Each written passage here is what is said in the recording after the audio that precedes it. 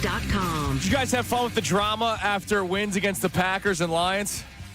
That was drama after wins. Imagine now after the Eagles lose to the Dallas Cowboys 24-21, in which the Cowboys scored 24 unanswered points. Stop me if you've heard that before, where the Eagles do absolutely nothing throughout an entire half. Good morning, John. And good morning. You summed it up perfectly there. You summed it up perfectly. Drama after wins is a hell of a lot better than drama after losses, because we have none of the whisper down the lane crap going on, but we've got drama nonetheless. Well, you might get it this week. We might. We didn't Because- get it. We did not get it yesterday, and that was a breath of fresh air. You know, AJ was happy he got his catches. Well, yeah, of So course. he was all smiles. He was all smiles after that. Yes. But there will most Strangely. likely be complaints by people from in-house about the Eagles offense again, because here's the deal. We saw it for the 8th time, John. You're Johnny Numbers, Yes. right? I did my own statistical analysis yesterday. Wait a minute. What are you Believe doing? it or not, What are you doing? Andrew Numbers became a thing yesterday. The Eagles have played 11 games this year, John. They're 8-3, right? Yeah. Second best record in the NFC. Second now, because the Rams won last night. They didn't They have did. a problem offensively. They're 8-3. They've played 11 games. Do you know that in 8 of the 11 games, the Eagles have scored 1 or less touchdowns in an entire half? 8. I did not know that, and it Out of seems, 11 games. It seems impossible.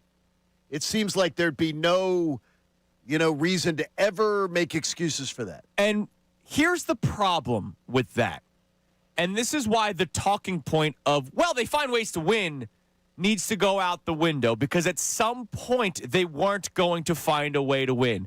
If you have 8 out of 11 games where an entire half you score 1 or less touchdown, you're either coming from behind, you have to try to beat the Rams like you did earlier in the year. Credit to the Eagles. They were able to do that. But at some point, that's going to dry up. The comebacks will dry up. It does, yes. Or you're allowing teams to come back into football games. And at some point, your defense will not be able to make enough plays for you to complete the victory. And you saw that yesterday, where you had a 21-point lead, and then the offense fizzled out completely. They changed everything that they were doing. They allowed the Cowboys to make adjustments, but you made no adjustments, because that does not exist to the Nick Sirianni and Kevin Patullo offensive mindset this year, apparently. I'm tired of hearing about unscouted looks. I'm tired of hearing about how they did things that we weren't prepared for. Well, that's your fault. Well, I mean, it's that's part of it. To me, though, and yes, Nick Sirianni and Kevin Patullo are a problem. It's a problem. Patullo's terrible. It's terrible. And my 50 days of therapy before the season, we all could use it again, because he's god-awful. But I'm telling you, the unforced errors yesterday, the fumbles, the stupid decision. I'm telling you, if Gibson's on the team this He week, should be cut today. he should be gone. He should be gone. He's terrible. 2 weeks in a row, he makes stupid decisions. He should be gone. You know why I think he's doing that? Trying to make a name for himself, Because he's here for one reason. and he wants to make a big play. It's punt, Yeah. return, kick return. Yeah, so that's selfishly. literally all Xavier Gibson is here for. But it's the idea that all the unforced errors yesterday, to me, were still the number one headline. 14 penalties. That was the number. To me, that's Patullo sucks. He's terrible. And it's just the numbers you gave right there, it's terrible. This is an incompetent offense. And more importantly, though, yesterday, though, I really do put it at the unforced errors by everybody. And by the way, that offensive line was atrocious. Yeah.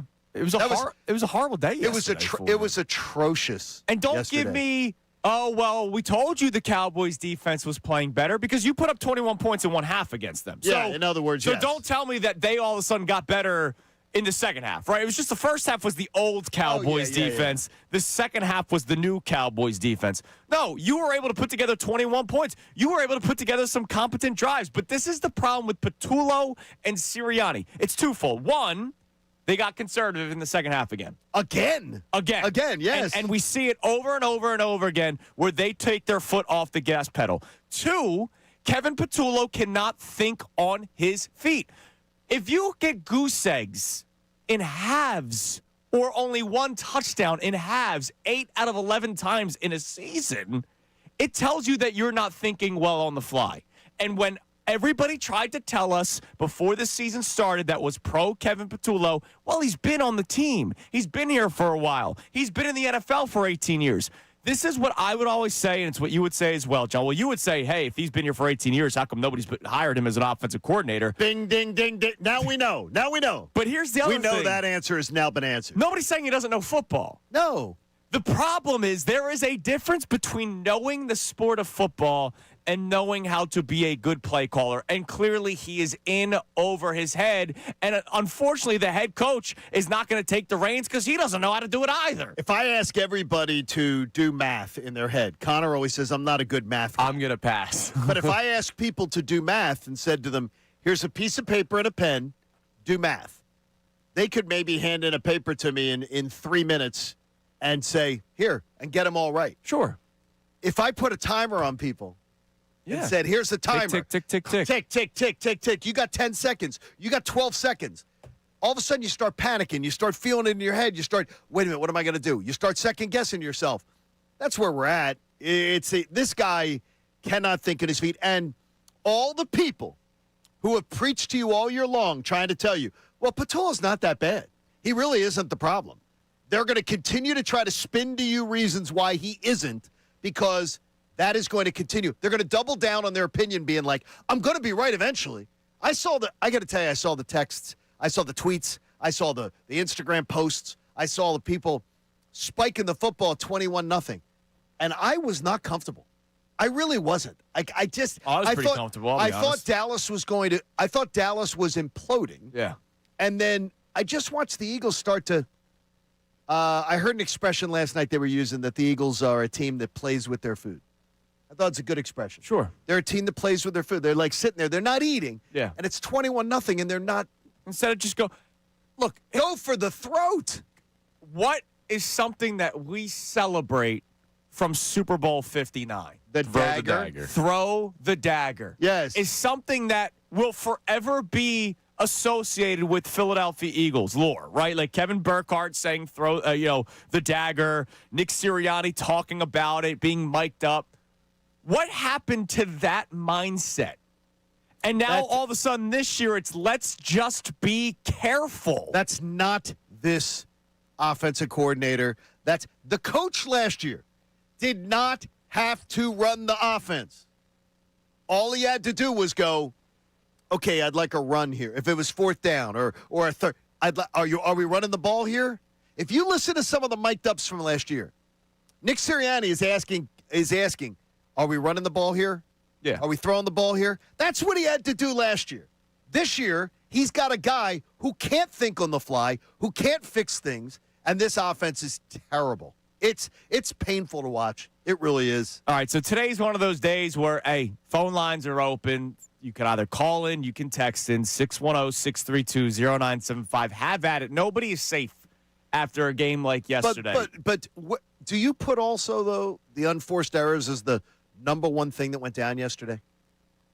All the mistakes they made themselves was probably the most egregious. To me, it really was. It's what I walk away with. To me, it's either that or it's the taking the foot off the gas pedal, even though Nick Sirianni will tell you in the next segment that wasn't the case. Well, then Nick Sirianni didn't watch the game that he coached. Because he didn't watch what you saw in the first half out of the offense, shots downfield, runs to the outside, they mixed things up. And then the second half, they reverted back to that offense. You know why? Because they had a lead. They turtled. And as Jalen Hurts said week 3 after the game against the Rams, we got to stop playing not to lose. And that's something that this Eagles team has been doing a lot this year. Yes, 8-3 is a tremendous record. They're going to the playoffs. They will win this division. But it wasn't about just winning the division this year. It was about hopefully getting back to and defending yourself as Super Bowl champions. That's who you are. Open floor today, 610-632-0975. Nobody is safe. Players, coaches, you name it. We'll talk about it all. And coming up next, something that we've been complaining about for a while finally bit them in the rear end. It is Kincade and Salciunas, 97.5, the Fanatic.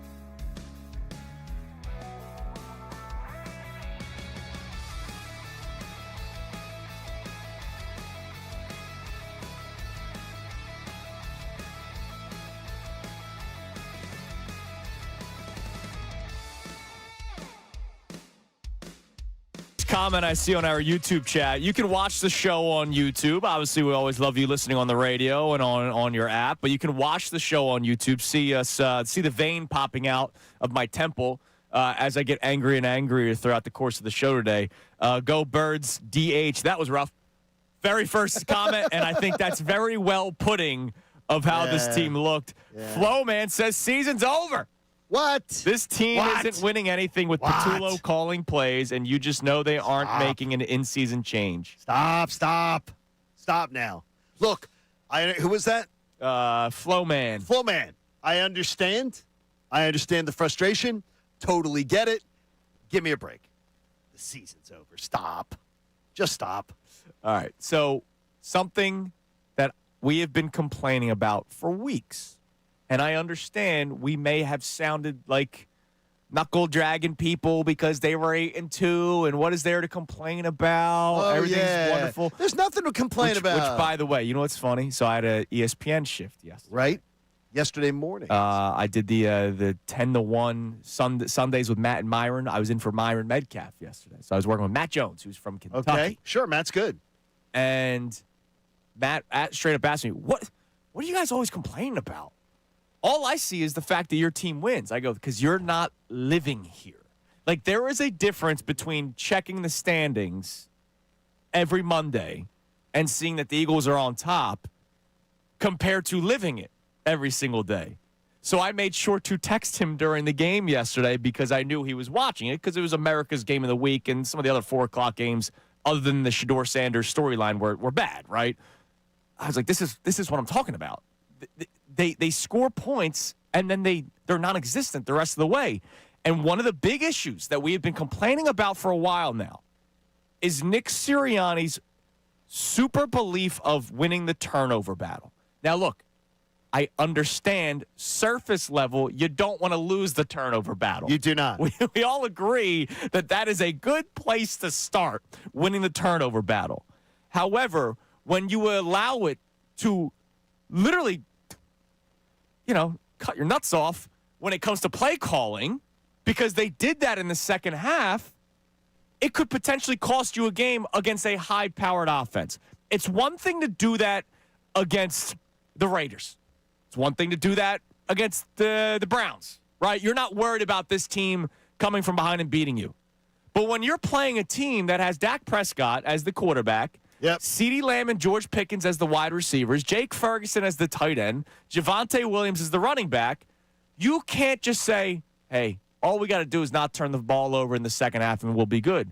Ultimately, they turned the ball over in the second half, but who won the turnover battle yesterday? The Eagles. Yep. They had one less turnover than the Dallas Cowboys. What did that amount to? Nothing. It amounted you to losing.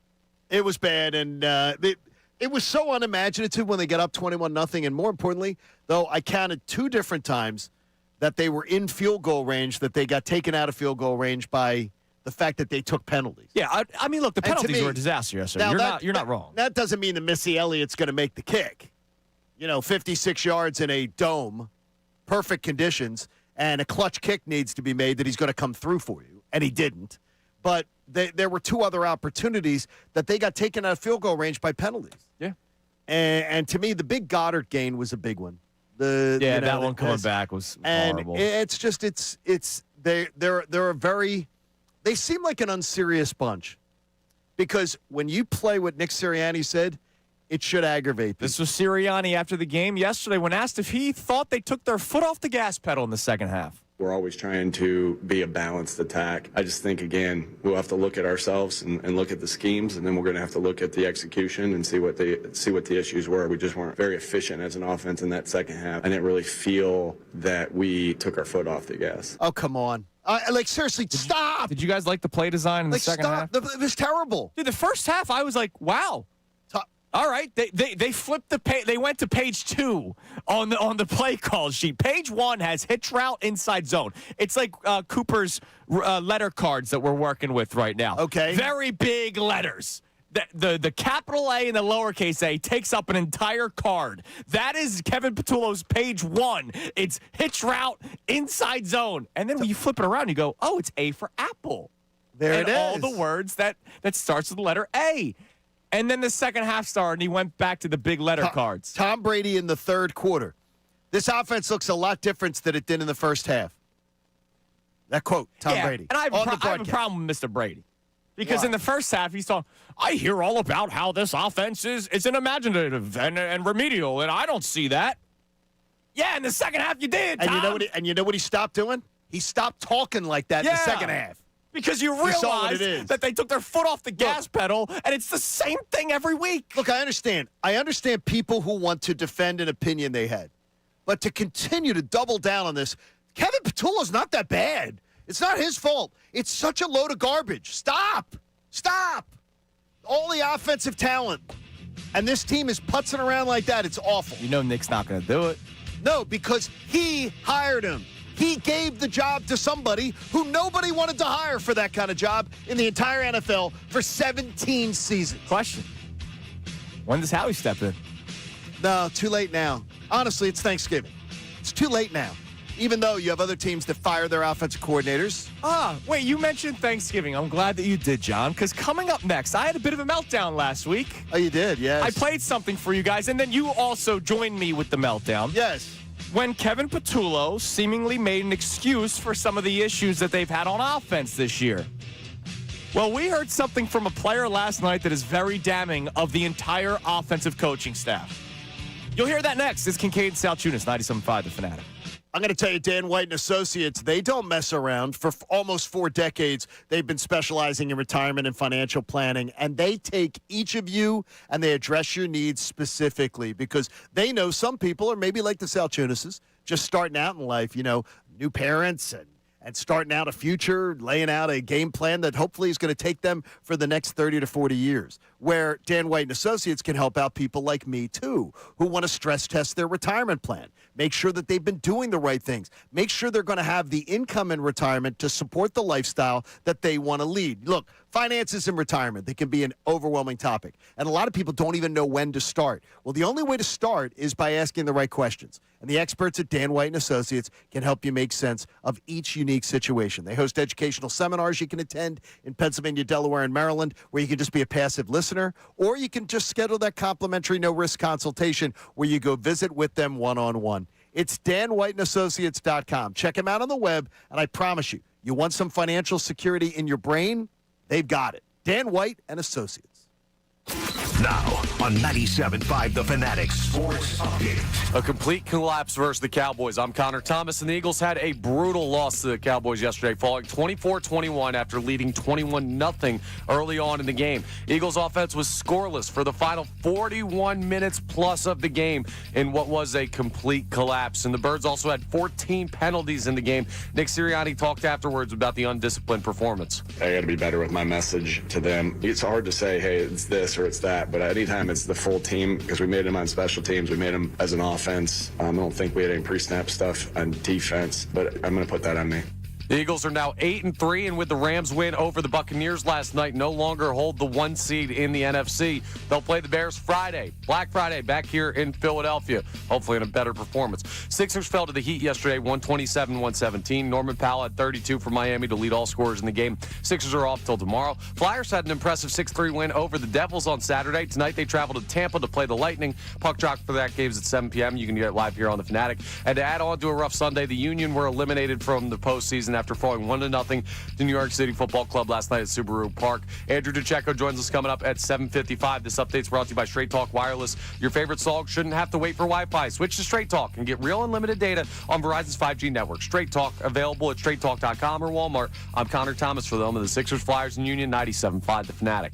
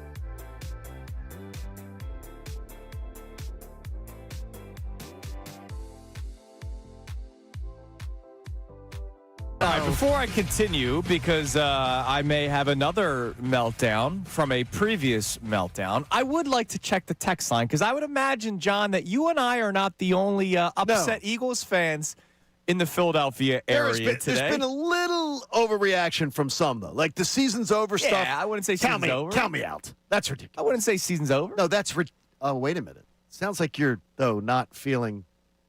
I have no confidence in the offensive coordinator and the offensive game plan. I don't either. None. But I have a lot of confidence that this team can still win a lot of games against a lot of teams. Yeah, absolutely. I mean, season's over is garbage. No, season's not over. They're making they're making the playoffs. They're going to host a playoff game, and we'll see how far they can go. Might even host two, because now the good news, they're going to be a 3-seed or better. Right. So think of that, because Tampa Bay's in trouble. But you would like them to be the 1 seed. No, I'd like it to be the 1 seed. Nice. Yes. All right, would have gotten the text line at 610-632-0975. We don't have a question for you today because we don't need one. We have the Eagles losing to the Dallas Cowboys and allowing them to score 24 unanswered points. Because for the 8th time this year, the Eagles have scored one or less touchdown in the entire half. Oh, boy. By the way, they didn't even score a touchdown in the second half yesterday. They didn't even score a field goal. They scored 0 points. What do we got? Ian from Coatesville checks in, says, season over. No, I'm kidding. He just says Kevin Patullo needs to go. Came out with a great game plan and then couldn't adjust, and it's not the first time this year. He has a lot of trouble with adjustments mid-game, and Saquon needs to stop dancing and run up the field. Yeah, well, hey, that was in my notes. Saquon Barkley and the tap dancing has just got to stop. Yeah. He's got to be committed to something. Bad game for him, yes. And I have heard Saquon in the past criticize the fact is, well, you can't tap dance. You got to run right through it. And he's tap dancing a lot. Even on some of the sideline patterns, he's like, not.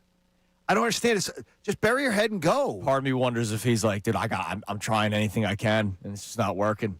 I don't know. Well, the offensive line had a terrible day yesterday. They did. They had an absolutely atrocious day yesterday. Now, I appreciate Ian with the text saying that Kevin Patullo is not good with adjustments. He's either not good with adjustments or going into a game, and I mean they. This is not just a Patullo thing. This is Nick Sirianni. This is the entire scouting department. Everybody that comes up with the game plan and looks at all the film from previous weeks, the opponents that you're about to play, this falls under everybody. It does. It does not excuse the fact that it's November 24th already and we're still having these issues. So yesterday, the Eagles came out the gate really well. 21 points. No, it was fantastic. So their scouting of the game went well. The adjustments did not. Here was Jalen Hurts after the game talking about something they did not handle well. I think that's just how they're built now, given the 3 interior defenders they have. They want to keep their best guys on the field, and it's very effective for us, and it was something that we didn't handle as good as we'd like to, so good opportunity to build if that's something that teams show us. So he talked about the 5-man front that the Dallas Cowboys were throwing their way yesterday. As did Brady, by the way. The third reference, I marked it down in the third quarter. Third reference by the third quarter is the 5-man fronts that the Cowboys are running. Highly effective. I'll do you one better. But with all due respect to Jay Glazer, he's not Tom Brady, right? What did Jay Glazer have to do with it? Pre-game, Jay Glazer talked about the 5-man fronts. Oh, did he really? So Jay Glazer, in the Fox NFL Sunday pregame show. Well, he actually does film study, I guess. He talked about how the Cowboys, and the reason why the defenses looked a little bit different, has been the adjustment to the 5-man front. Are you kidding me? Over the last couple of weeks. On the pregame show. Mm-hmm. So last week, when I had a meltdown on the show, and you guys joined me, that's why we don't do the show before the show. I wanted your organic reaction. Kevin Patullo last week said that they are dealing with a lot of unscouted looks this year. And as I said last week, if this was week 2 or week 3 or week 4, okay, all right, you're learning on the job. Yeah, they're throwing different things at you. That's the point of the NFL. When you are the Super Bowl champion, the entire offseason, when you know who you're going to face, defensive coordinators are going, all right, how do we stop that team? And they found ways to do it. That excuse does not live in November, all right? On November, after the Packers game and after the Lions game, when you're talking about unscouted looks, I don't want to hear that excuse from my offensive coordinator. That's horrible. Well, yesterday after the game, those 5-man fronts that we just talked about. Yeah. Why did they struggle with it? I wonder why. I want to credit E.J. Smith for this. He spoke with Landon Dickerson in the locker room yesterday. Landon Dickerson said Dallas hasn't shown many of those odd man fronts this season. It wasn't something they had time on task practicing against this week. They did not practice or prepare for 5-man fronts, which a Fox NFL pregame reporter, not even analyst, this isn't Terry Bradshaw. This is Jay Glazer's talking about this is something that they've been doing recently. Yeah. Tom Brady's talking about it mid-broadcast that they've been doing this recently. And you had one of your Pro Bowl guards, all-pro guards, admitting to the media that they did not practice against that? First of all, that's incompetence. And by the way, that also goes to the offensive line coach. Yes. That's why I said the whole offensive coaching. This is not just Petula. It's the whole team. But what I will say is this, is Landon's going to want that one back. Yeah, of course he's. Because that's going to cause partial firestorm. But you know we're what, talking about it at 30 minutes into a show. Absolutely I admire the honesty, though. I admire players who Landon Dickerson doesn't come out and try to feed us some Scooby-Doo crazy scenario of we practiced all this and it's just shocking. I don't know why it didn't work. Some guys are just deadly honest. Landon's one of them. He's one of those kind of people. He's going to want that one back, though. I would imagine he's probably going to get grief for that in the building. That's bad. Yeah, but you know that's what? bad. You know I what? know. No, screw that. Like if. I got you. You know what that is? Yo, dude, why'd you have to say that? No. I get you that. Like, because you're it's the going ones to make that us, did it. It's going to make us look bad. That's going to make us look bad. Yeah, you know what? You know what? Good. Because it's time to freaking look bad. It's time to stop saying, well, we find ways to win. We're efficient. We don't want to lose the turnover battle. It's time to realize that your very careful approach and it's seemingly your lackluster coaching, I don't want to say efforts because they're there all the time, but 14 penalties, that falls on coaching. It's terrible. Yeah, Sirianni will be the first one to admit it. It falls on coaching. It falls on not being prepared. So much so that you're not prepared for what the Dallas Cowboys are throwing your way defensively that other people already talked about before the game started? What I didn't like is the Eagles looked so tight.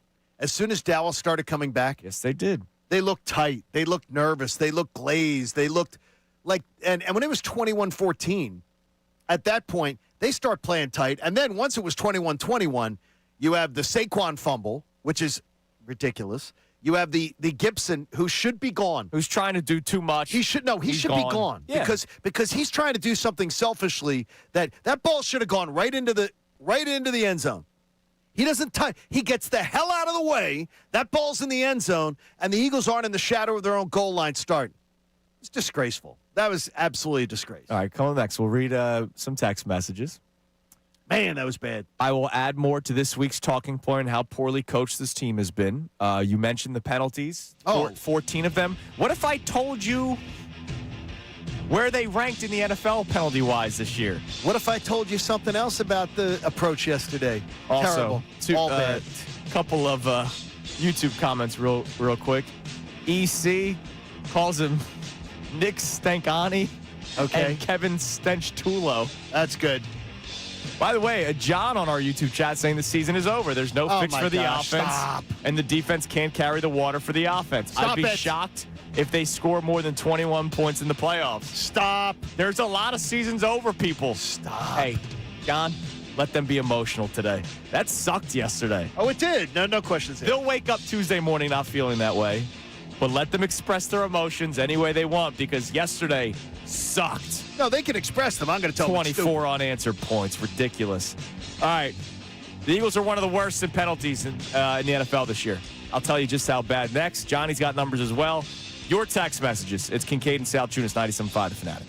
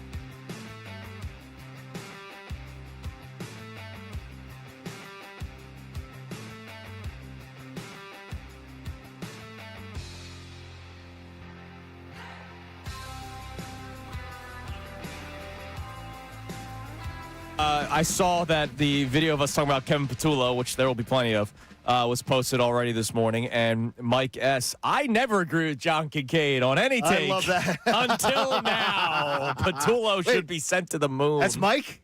Mike S. Mike, I love you, baby. Thank you. Yeah. Thank you. I know It's you great. love those. Thanksgiving week is all about common ground. I usually That's never awesome. agree with John, but That's all about common ground, and I love it that you finally have come over to the dark side or the salt and pepper side. it's just It's so bad. But here's the thing again, and this is not an I told you so thing because look, the Eagles could turn things around. They will turn things around. Right. They will turn things around. I wouldn't be I so don't know if- confident. I don't know. All right. Look, all right. I don't You know know- what? Now clip this, because this is the typical overreaction. I am telling you now, they will turn things around. This isn't 2023. This defense played unreal yesterday. I'm saying from the offense, I don't know if it's going to Well, turn no, around. the offense I don't think is going to get good as long as you've got these two in charge. Right. You got Mo and Curley calling the shots. It doesn't work. So then it's not going to turn No, around. it will turn around enough that they're 8-3 and they're 2 seed in the NFC. And they're going to be a top 3 seed. Yes. I mean, they're going to be like nobody's saying that they're and not going to. And so, are people saying they can't win a game if they make their top 2 or 3 seed?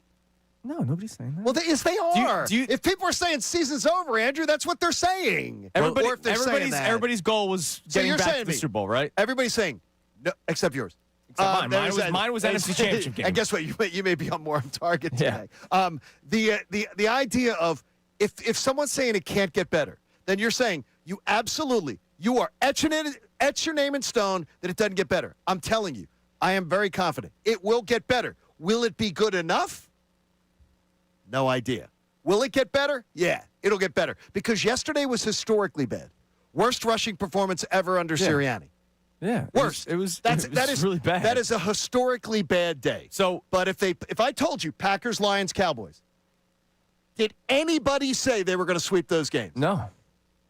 Like seriously, No. if you guys like to play that stupid one-loss game in the summer, did anybody go into that stretch and go, "Oh, the Eagles are sweeping that"? No, nobody said that. No. So it's like, breathe. I told you last week on this show, the Cowboys game gave me the most worry. The most worried because I think they sort of exhaled a little we're bit. talking big picture now. And I am talking this, big and this picture. offense Yes. could very well hold you back. And, It could definitely hold you back. And again, I'm not trying to do it. I told you so. This is what we've been talking about It could hold you back. for weeks now. That it was great beating the Packers in Lambeau. If I just said the Eagles went to Green Bay and beat the Packers, just surface level, that sounds great. You're happy. And then they followed that up by beating the Lions. Just surface level, we're thrilled. And then I give you the context of what the offense looked like. That's why we had the conversations that we had. Hey, at some point they're going to have to figure their crap out offensively or it's going to hold them back big picture. 8-3 is great. It is great. It's the second best record in the NFC. It's fantastic. But at some point, these offensive woes that we have seen through pretty much 11 weeks, there have been 2 games this year where you felt really good about the offense. Correct. 2 out of 11. And that's terrible. That's bad. That's unexcusable. And No, it, absolutely. And it bit you in the rear end yesterday. Also, penalties killed you yesterday. But penalties haven't just killed you yesterday. Even though they are 8-3, I feel like I'm going to have to continue to couch conversations by saying they are 8-3. Last year, the Eagles were 10th in total penalties, 10th fewest in total penalties. Okay, with where are they? 103 total penalties. Where are they? Because I have no idea. This year, they have the 7th most total penalties. Wow. With 84 in 11 games. So they had 103 in 17 total games last year, which was 10th best in the NFL. This year, they have 84 in 11 games. They are 19 penalties away from tying last year's clip.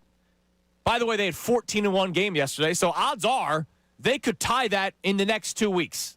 No, absolutely they could. Yeah. That's a staggering number. That's bad. That's a staggering number.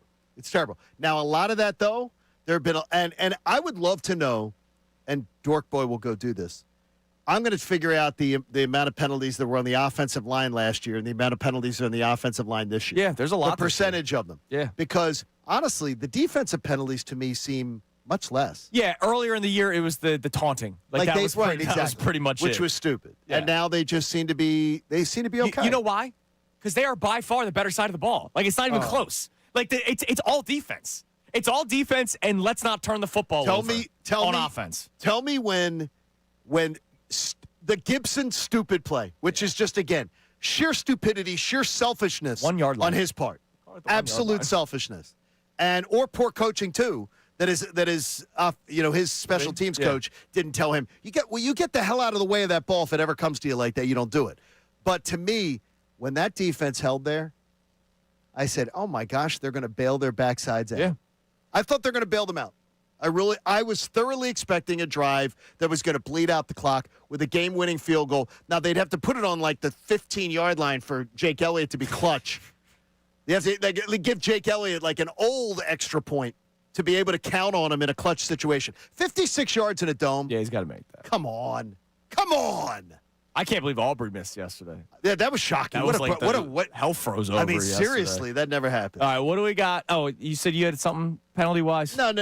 It's the idea of I was telling you before, the Packers, Lions, Cowboys. Oh, yes. It's just keeping it in perspective. I understand. Because that little perspective, nobody would have thought that, even when you lured me into the stupid one-loss game, nobody would have thought sweep of those 3 games. So it's okay, just breathe a little bit. We all said they'd go 2-1, and we all said they'd beat the Packers and Lions. See, no, I did not think they'd. But the thing is, no. Going into the year, that Packers-Lions to me looked terrible. All right, what do we got on the text line, Connor? Lou from Langhorne checks in, says one of the biggest issues with the offense is that because of his play calling inexperience, Kevin Patullo is too slow to make adjustments in-game, if at all. He just doesn't know how to match the opposing team's adjustments. Lou's a smart dude. Yeah. Look. Lou's smart. He's only on number 2, too. No. Lou has 2 eyes. If you can't see that at this point, you're not watching Eagles football. I'll go back to the same talking point we had with Brian Johnson. Brian Johnson might be a fantastic quarterbacks coach. Right? That's a job. No, he is. That's a nice paying job. He did a nice job. It's a job that he could have for 30 more years. Did a nice job. Kevin Patullo might be a great whatever he is on the sideline. He's been on teams for 18 years, so clearly his offense is like a quality control. Yeah, his acumen, his football intelligence, it's clearly there. But there is an art to play calling, and not just design, but knowing what buttons to push at the right time. And he struggles with it, either out the gate or in the second half. Well, for the most part, the scripts look good, but the scripts are a collaboration. Yes.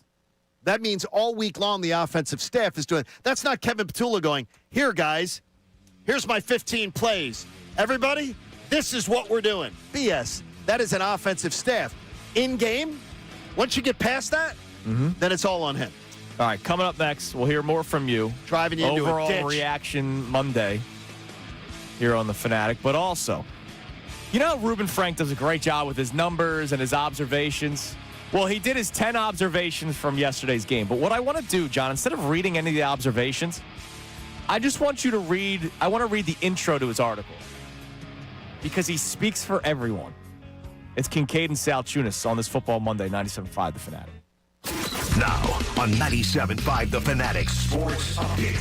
A disgusting game in Dallas. I'm Connor Thomas, and the Eagles had a terrible loss to the Cowboys yesterday, falling 24-21 after leading 21-0 early in the game. The Eagles' offense was scoreless for the final 41 minutes plus of the game in what was a complete collapse, and the Birds also had 14 penalties in the game. Jalen Hurts talked afterwards about the undisciplined performance. When I think of penalties, pre-snap penalties, I think of focus, I think of alignment, I think of the discipline to executing those things. That's what comes to my mind. Ultimately, those are things that we have to eliminate. You got to continue to tighten up. Guess what? There's a lot of things the Eagles need to eliminate from yesterday's performance, but penalties are certainly one of them. The Birds now at 8-3 no longer hold the 1 seed in the NFC after the Rams took down the Bucs last night on Sunday Night Football. Eagles play the Bears Friday back here in Philly. Sixers fell to the Heat yesterday, 127-117. Norman Powell had 32 for Miami to lead all scorers. Sixers are off till tomorrow. Flyers had a nice 6-3 win over the Devils on Saturday. They're heading down to Tampa to play the Lightning tonight. Puck drops at 7. You can hear that game live here on The Fanatic. And to add on to a rough Sunday, the Union were eliminated from the postseason after falling 1-0 to New York City Football Club last night at Subaru Park. We'll talk to Andrew Jacheco coming up at 7:55. This update is brought to you by Groundworks, your trained and certified experts for basement waterproofing and foundation repair since 1997. Book your free inspection at groundworks.com. I'm Connor Thomas for the home of the Sixers, Flyers, and Union, 97.5 The Fanatic and 97.5thefanatic.com.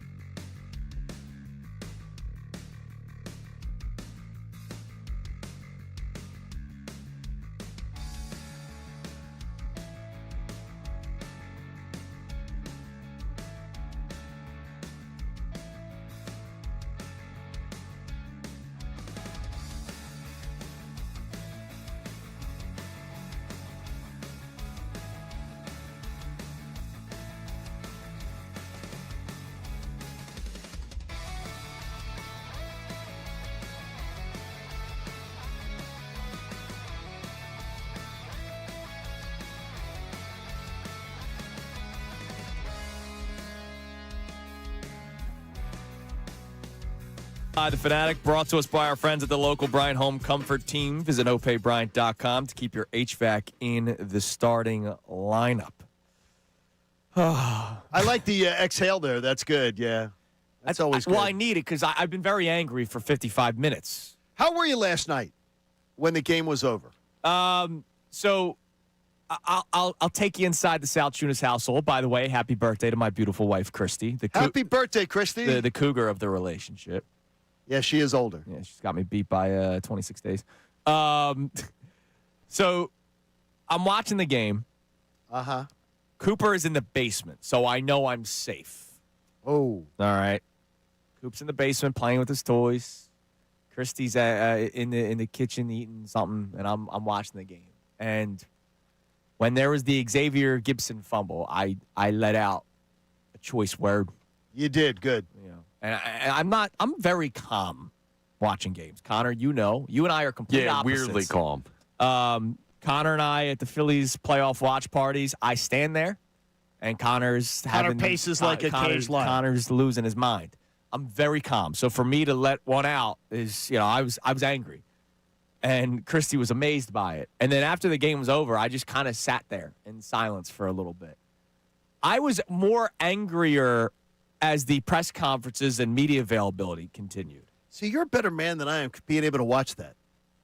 After that loss, I really did. I wanted to turn it off. Yeah, no. I was like, no. I had to hear Landon Dickerson talk about how they weren't prepared for five-man fronts when Jay Glazer, before a game, is talking about how the Cowboys have switched to five-man fronts. That's hysterical to me. Like, that's kind of, if it wasn't the Eagles, that's comedy.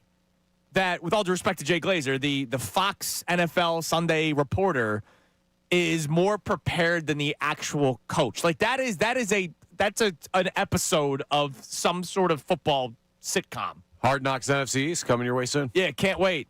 December 2nd. It's going to be really fun paying attention to that. All right, Reuben Frank, in his 10 observations. He does this every single week after Eagles games. He does a fine job with it. Here's just the intro. I will read one observation from you. Okay. Or from him. But here's his intro. This was a travesty. This was an embarrassment. This was a disaster. This was a catastrophe. This was a nightmare. For only the fourth time in Eagles history and the first time in more than 25 years, the Eagles blew a 21-point lead. How can you go up 21-0 after 3 drives and then not even come close to scoring again? This one is on the coaching staff. This one is squarely on Nick Sirianni and Kevin Patullo. A 21-0 lead and a 24-21 loss. This was horrifying. All right. He speaks for everybody. No, you do. He does. He speaks for everybody. That's clear. That's purposely. And of course, listen to Reuben. Again, this is on Nick Sirianni and Kevin Patullo. Yes. It's on them. And if you're pointing to anybody else, you're just trying to say, I'm going to double down because I've defended Patullo, so I'm going to continue to defend him. It's freaking stupid. You sound dumb today. You sound just terribly dumb. Yeah. It's not today. Look, penalties is a big part. No, penalties was my number one. Right. That was my number That one. was a big part of it. But wow. But That's it's bad. like, it's almost like, oh, this didn't go right for us. Now we don't know what to do. Don't you guys get that sense? Like, how many times have I had to freaking hear this year? Well, we keep on putting ourselves in second and long. Then figure it out. Stop going into second and long. And the fact that you've been going second and long for 11 weeks now, you should have 11 weeks of data to try to figure out how to stop that, or to then, if you are in second and long, overcome it. And I saw another 2nd and 15 run play yesterday, because that's what we do. When we say two is this man catches nothing but bouquets always, Jeff Stoutland's had a poor year. Yes.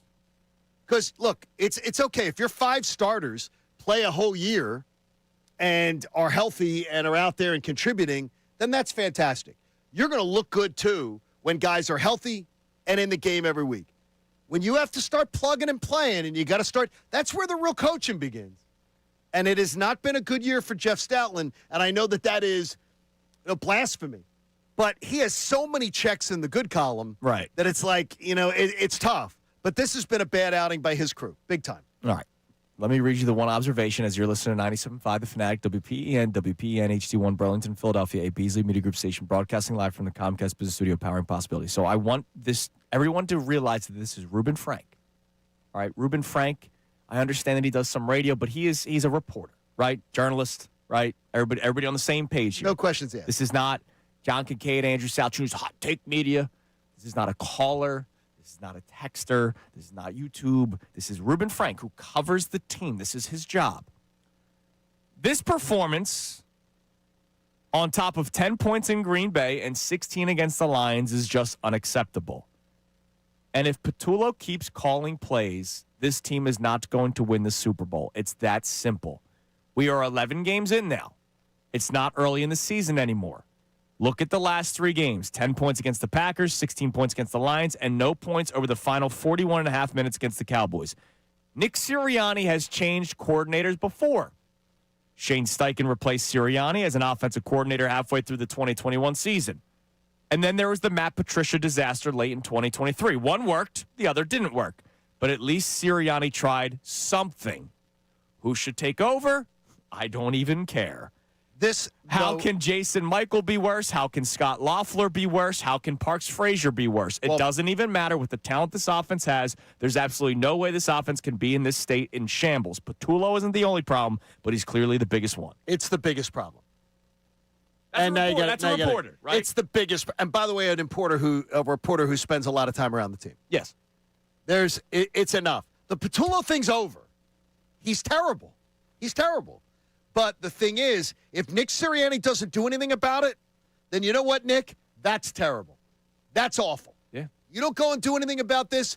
You just keep, because Nick Sirianni fronted for him to get the job. Nick Sirianni's his boy. Nick Sirianni's carried him along. Nick, there's a reason he wasn't an offensive coordinator and nobody ever poached him. Yep. You weren't able to figure that out. Somebody's got to figure it out. And you know what?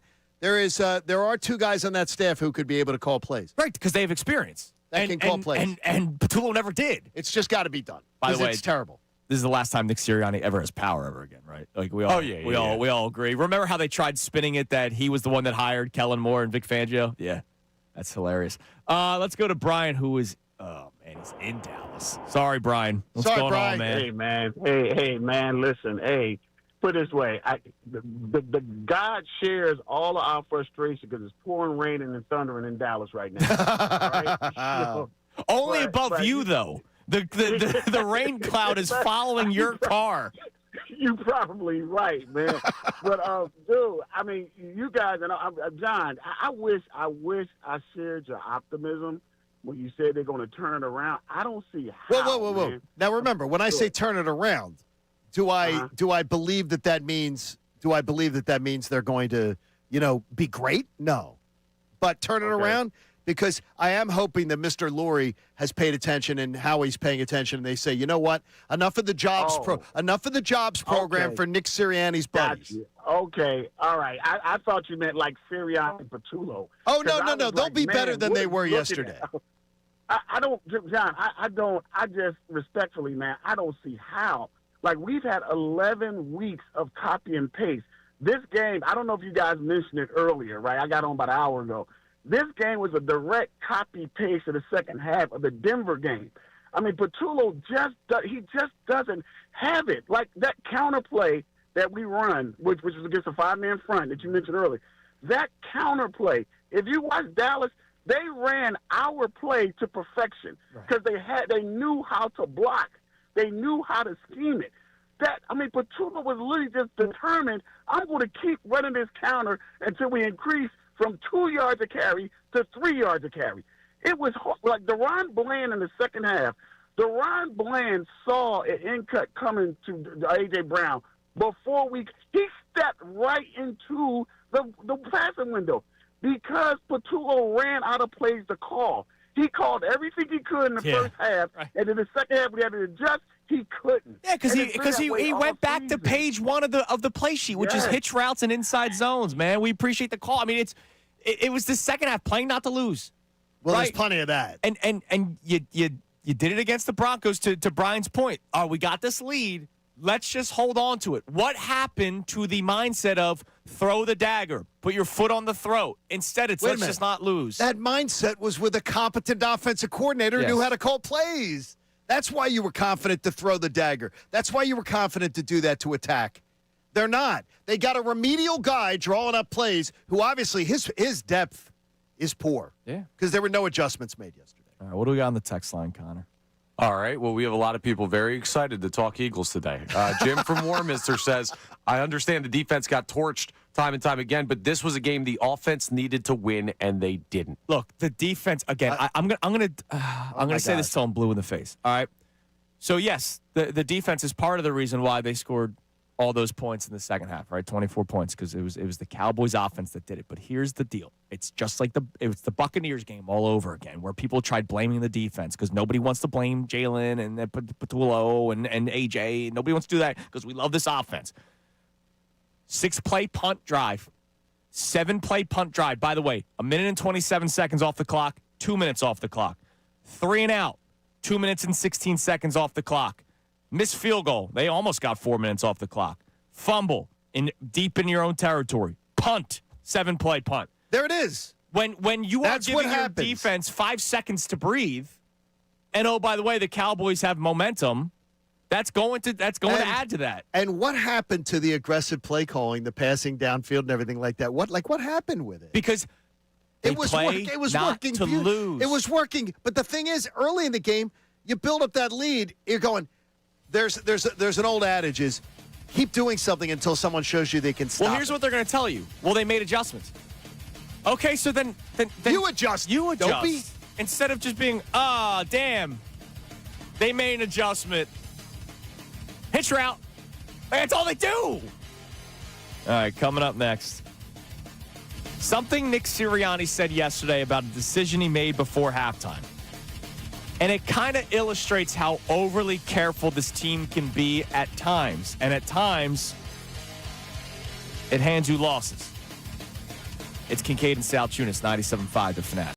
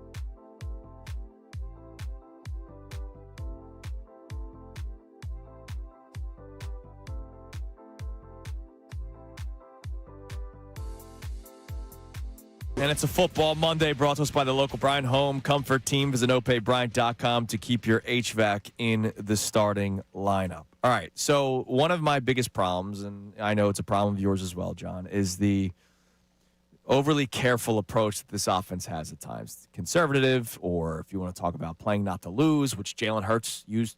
Those were his words. We got to stop playing. Those are his. Not to lose. Not yours.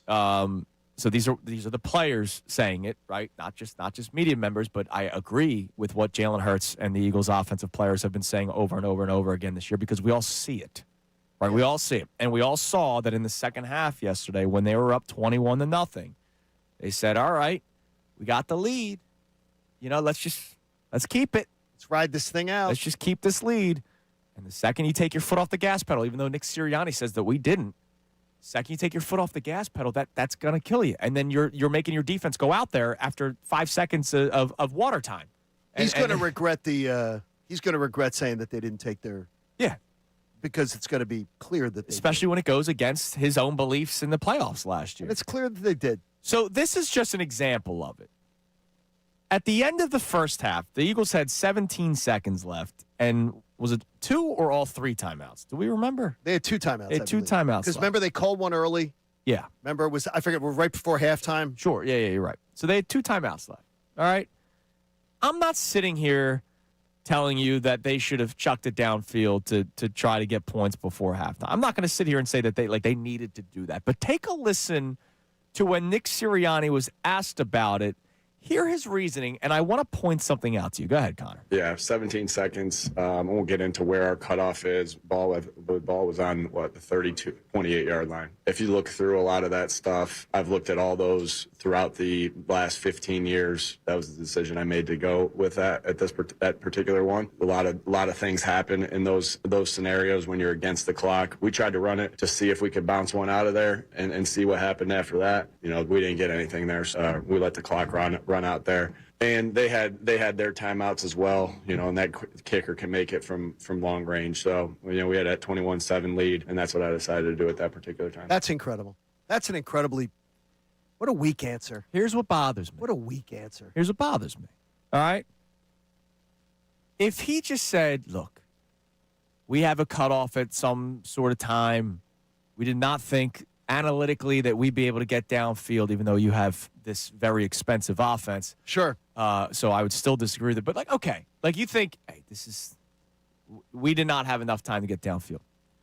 You can't then in the same answer say, but they also had their timeout. So 17 seconds is not enough for you to try to score when you have the ball. But 17 seconds is enough for the opposition to use timeouts and try to score if they get the ball back. We didn't talk about that, and that is a great catch on your part because it's exactly what I heard. That's all I heard. That's horrible. We're still worried about them being able to do it, but we don't believe we can do it. That's exactly what he told us. Yeah, no, I think he's right because you're in minus territory. Right, you're on your side of the field. So if you turn the ball over trying to take a shot, they're now in plus territory with a kicker. It doesn't have to be shot downfield like 40 yards. I understand. Right? He's just talking about trying not to turn over the ball because they would get it in plus territory. Now, that says you're being too conservative. That's totally fine, but I understand why he's saying that. Especially considering the first half, you felt good about how the offense was playing, Correct. right? You felt really good about it. Your first 3 drives were touchdowns. Okay, you punted the 4th drive. That's fine. That's fine. You were 3 for 3 your first 3 drives. And then all of a sudden you go, yeah, but you know what? We don't want to turn the football over. It's again the same. We don't want to turn the football over. We want to be very careful. It's so mealy I mouth. understand against certain teams you can do that. You can't be overly careful against high-powered offenses. Now, credit to the Eagles' defense for playing over their head against the Lions last week. I understand the wind was a big part of it. You were there. The wind was a factor. The wind was huge. Yeah. There were no factors yesterday. And yesterday, you did take your foot off the gas pedal. Is that decision with 17 seconds left the reason why you lost the football game? No. But this isn't the first time that they've gone into this where they just give up. It shows the mindset of what this team is. They are so passive. And spinning it any other way, it's not – It speaks to their mentality of we're scared of our own shadow. By the way, And that's bad. That's really bad. really, you needed what, 35 yards? You need 35 yards. Like, we're not saying you needed to go downfield and score a touchdown. No. How about a 10-yard out to the sideline, 10-yard sideline pattern? Which, by the Then way, it gets, all that was working in the Then it first gets half. interesting. Then it gets interesting. Then maybe another one. You got like 6 seconds left, and you're like, wait a minute. One completion here, we got it. Yeah. But you're too scared to turn the ball over. Yeah. It's terrible. All right, what do we got on the text line, Connor?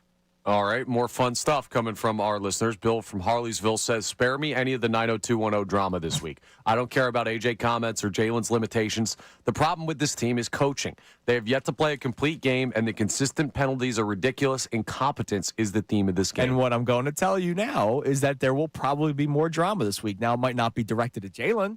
Well, there's a lot of smiles from which AJ, was so he's last happy. week's. He's happy. At least AJ's happy. He got his numbers. He's happy. Yeah, but you know what? He's all smiles. Hey, I'll ask you this. What if Jalen says something? Jalen's not going to say anything. Jalen Hurts publicly has said we got to stop playing not to lose. Well, that's fine. What if it's what was the story in 2023? It was Jalen wanted to do certain things with the offense. There was Brian Johnson and Nick Sirianni were not seeing eye to eye on certain things. It was a very Jalen oriented story. Okay. I would just assume, right? Jalen might say something like, "Hey, I wanted to keep doing certain things in the second half, but we got careful." I don't know.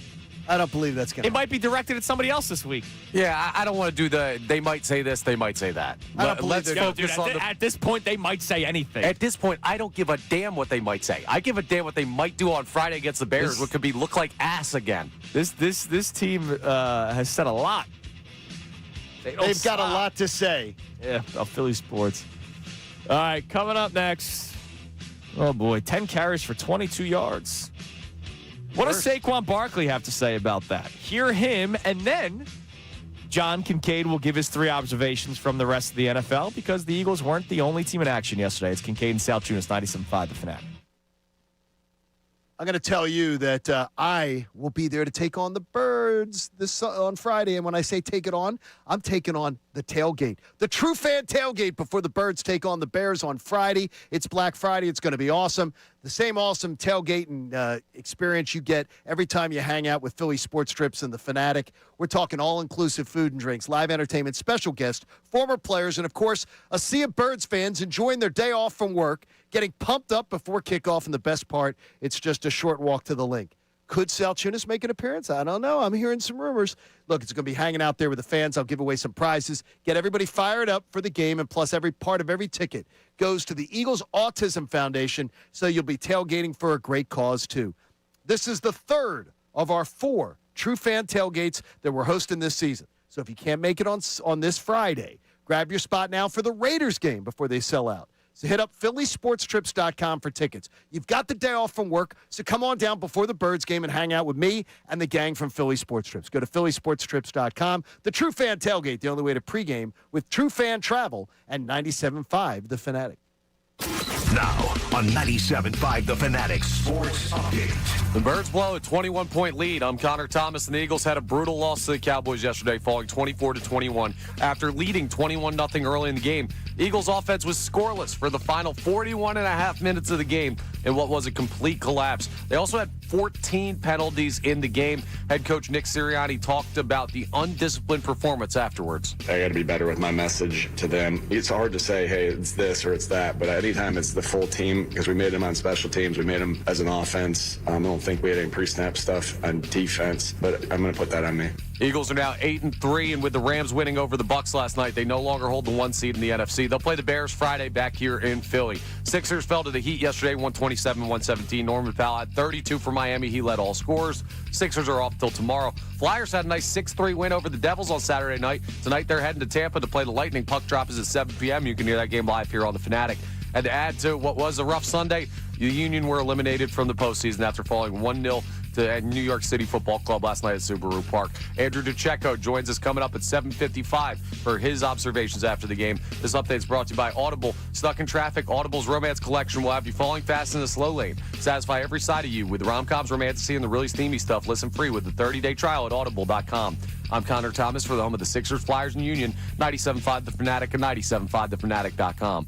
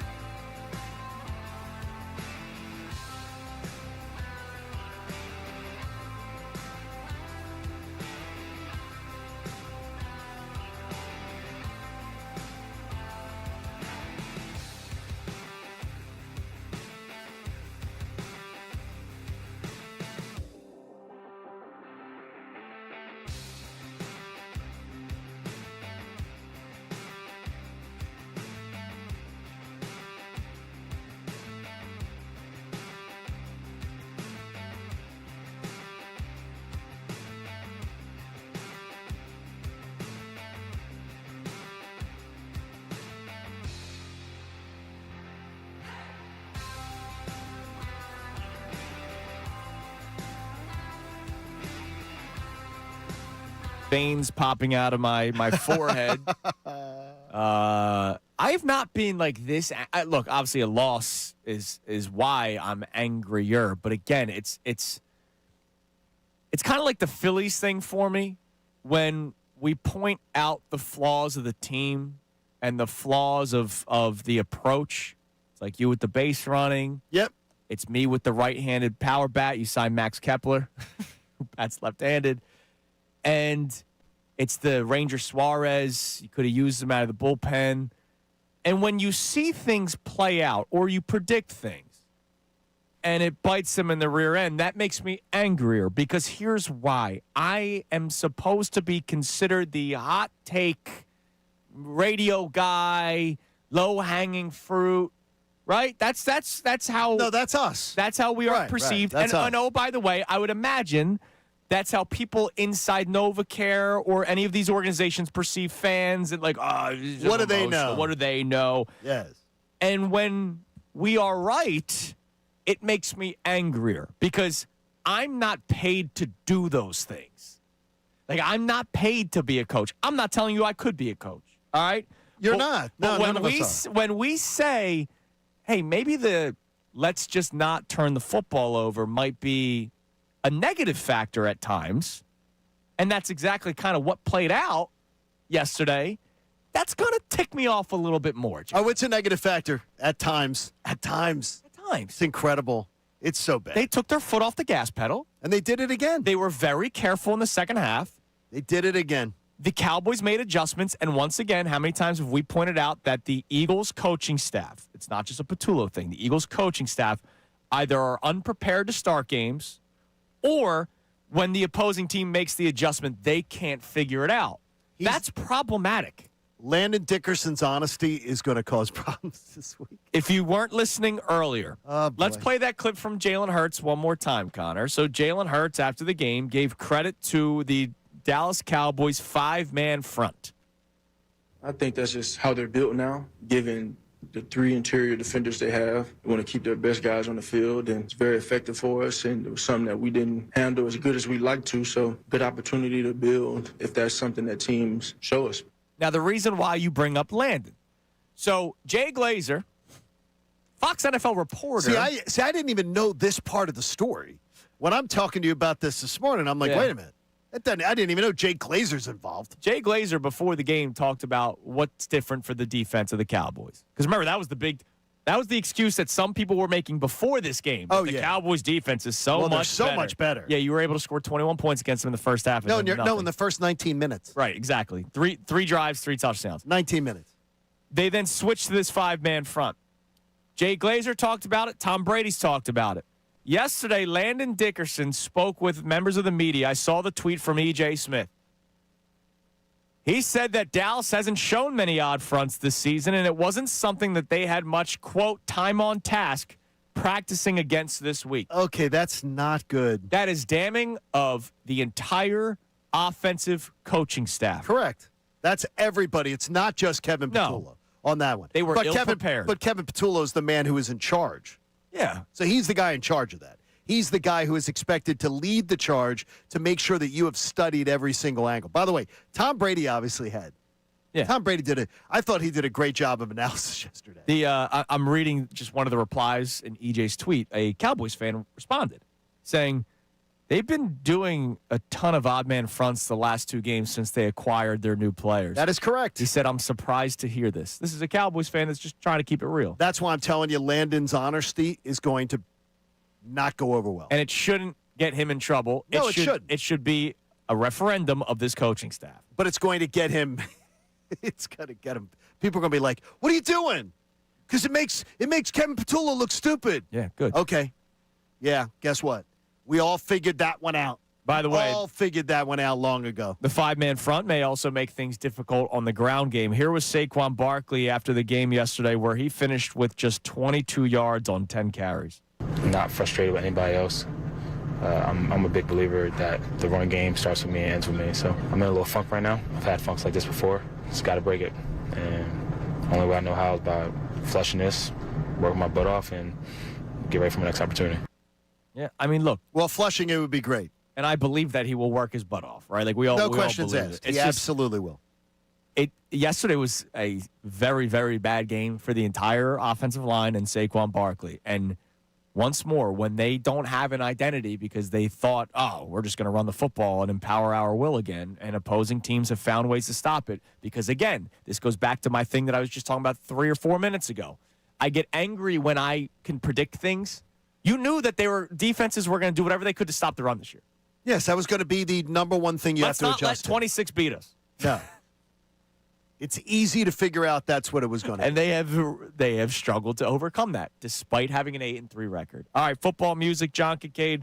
What are your 3 observations from the rest of the NFL this weekend? All right, I'm going to try to give you a little bit of insight that just maybe is a little cleanse for your brain this morning on what's coming up on Friday, because I watched a lot of the Bears game. In fact, I probably watched 3/4 of it. Saw some at the gym, then saw some back at home.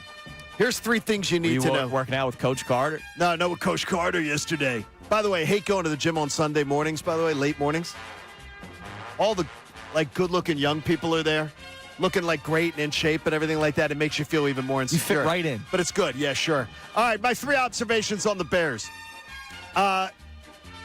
Mason Rudolph did all he wanted to do all day long against the Bears in Chicago.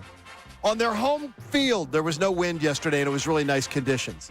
So if you're worried that the Eagles shouldn't be able to, or that the Bears consider this, there's a great defensive challenge coming up on Friday. It shouldn't be. So there should be no excuses for moving the ball up and down the field through the air. Mason Rudolph did it. Yeah. He's had 14 starts in his NFL career. Seriously. Number 2. The Bears were missing all 3 starting linebackers going into the game.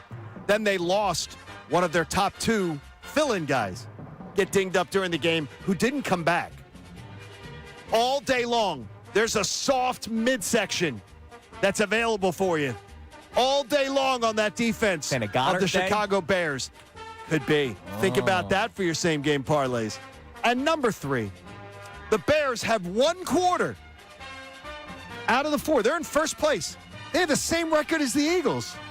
And they have 1 quarter with a positive point differential, and it's the first quarter. That's all you need to know. When their plays are scripted, they come out, and, boy, Caleb Williams looks really good. He looks on point. Yeah. He's got a great offensive coach. They hired a great offensive coach, and he understands how to get him in. It's when during the game where Caleb has to adjust where the problem comes in. So, watch the first quarter, win the first quarter. Against the Bears, you win the game. All right. Those are 3 things. I just put them all on the Bears yesterday because I was like, you know what? That's fair. It's a short week. Let's look at it. And I watched a lot of that game. I found it interesting. I wasn't watching Detroit and the Giants. By the way, that 1 quarter that you mentioned, that's kind of been the Bears all season. Yes. You know what their point differential is? Are they still minus? They're still negative. -3. Yeah, they're Guess still what? negative. So they are 8-3, and they are -3 in the They're point not the differential. only ones. It's unbelievable. Who's the other one? Check out the Eagles. No, Eagles are 30+. Are they? Yeah, they're plus. Oh, okay. That must have been something that I saw that was a wrong stat then. They're plus. Twitter. Can we talk about Twitter real quick? The feed was messed up yesterday. It really screwed up my Sunday. Why? It was pulling up stuff from hours and days before when you tried to refresh. I don't know if you guys had it. So Yeah, maybe it was I the was in a point tizzy. differential from a few weeks ago. I don't even know. Okay, I would say that what was screwed up about Twitter yesterday, all of you, if I could make one request, could you please stop with the premature spiking of the football? First quarter of games being like, well, this is a joke. Let's mock the Cowboys. It's over. For God's sake, stop it. You look so damn stupid. Let a game play out. There was no reason to have that much confidence with this, the way this offense has been. Yeah. Could you let it breathe till the third quarter before you start, even the folks at Crossing Broad did it. Oh, this should be hung in the art museum. Jerry Jones looking upset. Yeah. It looks so stupid. But that's what Stop. social media is, man. But Connor, it's not what social media is. It's for social media for the people who are being dumb. Okay, that's what it is. Well, most of the people there are dumb. Then Well, you then make you got the a calls bad- in the then you morning. got a bad algorithm. No, that I'm fine with, the Jerry Jones one. The Yeah. spiking of the football of We told you not to worry about Patullo. There was a lot of that, even in That's- our own staff. That's the one that's bad because he has done nothing for you to have that. Bill was feeling. celebrating in the first quarter. Yeah, but that's what it's about, man. You rip off tweets. Maybe you're right, maybe you're wrong. No, John, not on John, not you on called decisive. the NFC East division in the middle of the season. Yeah, but- like, listen, people jump the gun. I'm not saying you're wrong, no, but that's the fun of it. But it doesn't. That has thought behind it, and it was absolutely correct. By the It's way. not celebrating a win at that early. By the way, you don't want to hear it, but the YouTube chat's on to something. What's that? Madden curse. Oh, stop! It's not. Yeah, dude. We've already ruled that is not true. It's already been. It hasn't been true. You can't say there's a curse, but 3 of the last 7 years it hasn't held. That Yeah. doesn't Jinxed mean anything. It's stupid. He jinxed it. Stupid. Madden curse. Stupid. All right, coming up next. Jalen Hurts called it the tale of two halves yesterday. What if I told you he could have said that 8 times this year? You didn't hear it in the opening segment. I'll explain more coming up next. It's Kincade Salciunas, 97.5 The Fanatic.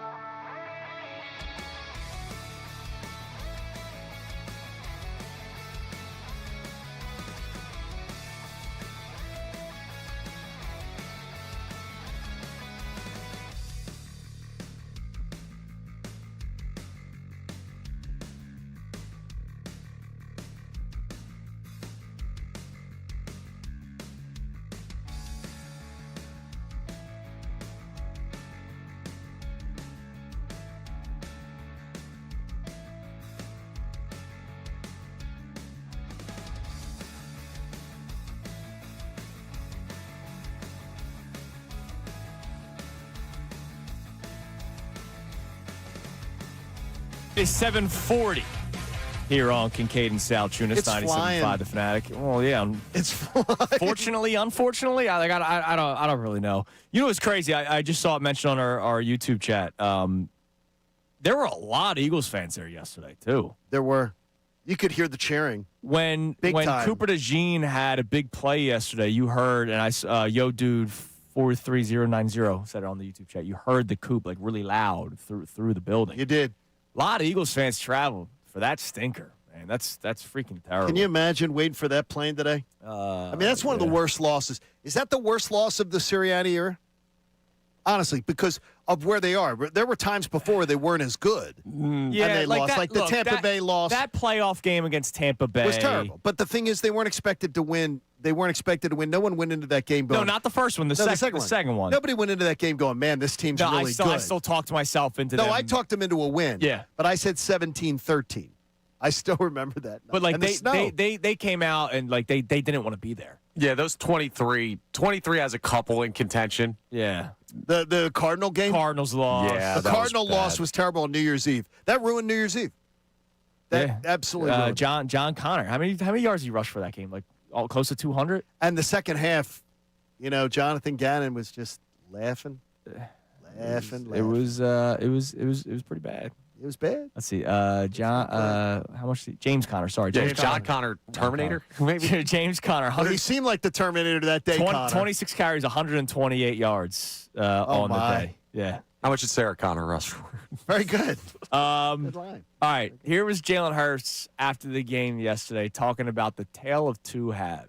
I think overarching, we got to find a way to finish the game, and we got to find some consistency in what we do. Definitely the tale of two halves, but in the end, we didn't play a complete game as a team. And today it got us. Give a lot of respect to Dallas and their team, how they competed. Something in question right now is just how we respond to it, and have a lot of confidence in how we respond. The sad thing is I could play that clip every week, and we could say, "What week is it?" Yeah, because Jalen says that all the time. Enough saying it. Enough saying it. Do it. Because it is. It is a tale of two halves, and I'm going to give you some numbers.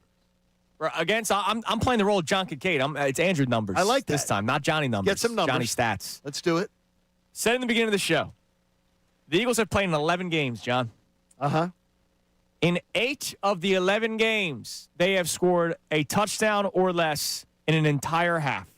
I'm not saying second and third quarter. I'm saying either the first half or the second half. I believe you're lying. That can't be true. 8 out of 11 games. Can't be true. They have scored 1 or less touchdowns. No, they can't be that bad. And it's amazing they're 8-3. It's why I keep on saying on this show they're the most confusing 8-3 team. It's just I have to update the record every single week. Last week it was the most confusing 8-2. The week before that it was the most confusing 7-2. The only difference is I would also add 1 seed. They're no longer the 1 seed because they lost yesterday.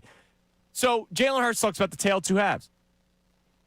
The Eagles in the first half this season are averaging 14.4 points per first half, which is good for 7th in the NFL. Okay. It's not bad. What about second half? They're averaging 8.8, which is good for 6th worst in the NFL. The teams they surround themselves with, that's always a good way to be like, who else is having these? Maybe the Lions are having these issues. No. Well, the Lions are having their own issues. The teams behind the Eagles, the Atlanta Falcons, the Tennessee Titans, the Las Vegas Raiders, the Cleveland Browns, and the New Orleans Saints. Those are the only 5 teams worse than the Eagles in second half scoring this year. The teams ahead of the Eagles, the Miami Dolphins, the New York Giants, the Arizona Cardinals, the Los Angeles Chargers, Minnesota Nines, Carolina Panthers. Those are the teams ahead of the Eagles, right ahead of the Eagles.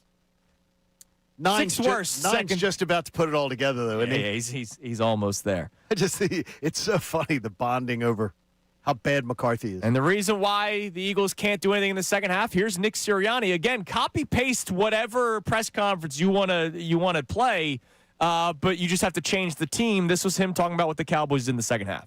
You know, they did a couple different things personnel-wise that they came out in to try to do some different things for the run game. I thought Jalen did a good job as far as, you know, early in the game they were giving us one thing when they played a certain coverage, then it changed and they tried to take away some of the things that we were throwing to AJ, and Jalen did a good job on some of those, getting the ball down to Saquon in the flat. So just a little different variations of how they played the coverages from what I'm seeing, you know, on the fly. Hats off to them. They did some good things there. We got the lead. They clawed back. They battled, and, you know, at the end of the day, we weren't good enough. Yeah, they made adjustments, and then They adjusted. you then went back to what you're comfortable with, which is playing not to lose. Because here's the deal. I was just going back and forth with somebody on social media yesterday, So? like, you know, talking about the Cowboys and how are they letting this happen. Credit to the Cowboys for getting to Hurts in the second half. Correct. They did much better job at getting to Jalen Hurts. But you got to adjust off of that. You can't just say, damn. This is happening. What are we doing? Crap. Look, it's what's really how it works. what's great is that again, like Reuben Frank said it, and I appreciate Reuben saying it. And enough analysts said it last night. If you watched Football Night in America, what is happening with the Eagles' offense is unacceptable. The Kevin Patullo apologists must stop. They must stop because it's right now. It is ridiculous, and it's so bad. Yeah. It's so bad. Let's go to Steve in Downingtown. Steve, you're on Kincade Salciunas here on the Fanatic. What's up, Steve? Hey, guys. Thanks for taking my call. Thanks for calling, Hi, brother. Steve. Yeah, I was just wondering, my question, well, not question, but comment is, you know, with the running game the way it was kind of stagnant there, why not try a different tempo and bring Bigsby in? Because, you know, the last couple games when he was in there, I mean, he hits the hole like a Kenny Gainwell almost did. So even though if he's not going to get you, you know, 50, 60 yards, at least it's a change of tempo from Saquon because of the way he dances. Right. Okay, no, that's fair. Now look, fair. the dancing from Saquon was worse yesterday than normal. Yeah. But what you're saying, Steve, is something that we talked about the last couple of weeks. We're not saying Tank Bigsby 10 carries. No. What? Right. What are you saying? 5 or 6? 5 or 6. But Yes. to your point, Steve, the Kenny G thing, you would see Kenny G get like 3 straight plays. Whereas for whatever reason, Tank Bigsby gets his 8 yards on one carry. Then and it's like, go all to the right, bench. Get off the field. You must be tired. No, I think because they're catering. I think they're catering to Saquon.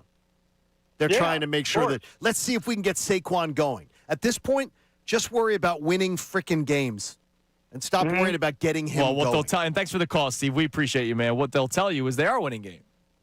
They'll tell you that. They can tell you. They can tell you that all they want. Up until yes. Yeah, they can tell you all they want. Give us one text message, Connor, at 610-632-0975. It's the same number. If you're just tuning in, you can text in or call in. Same number, whatever you want to do. All right, so we have a check-in here, and this texter talks about the things that went wrong for the Birds. They say 0 points in the half, 14 penalties, Saquon 10 carries for 22 yards, and a fumble, plus the Gibson fumble. It was pitiful watching that performance. Patullo has to go. That Gibson fumble, like it's That Gibson It's the dumbest fumble play I've was seen so in a dumb. long time. he's gonna. I'm not gonna say sneak by because we've mentioned him a few times, and I know social media was going nuts. No. They're really. But like come Tuesday, Wednesday, we're not gonna be talking about Xavier Gibson as much, and he's gonna be like, oh, phew, thank God. No, he should be gone. Thank God the rest of the offense He looked should. like that. He should be gone. I mean, there's no. He's a net negative. Especially when you're there for one reason. He is a net neg. Like right now, it's bad. He's there for one reason. Not It's like good. if I was here to push the buttons, I didn't have hands. Yeah, like that's Well, like, that's the way it was. What am I going to use my nose? You can't. Let it go into the end zone. Well, you could, but you don't want to do that. You could hurt yourself. All right, coming up next, what does Andrew Pacheco make of all of this? I can't wait to hear it. We'll speak with him next. It's Kincade Salciunas here on 97.5 The Fanatic.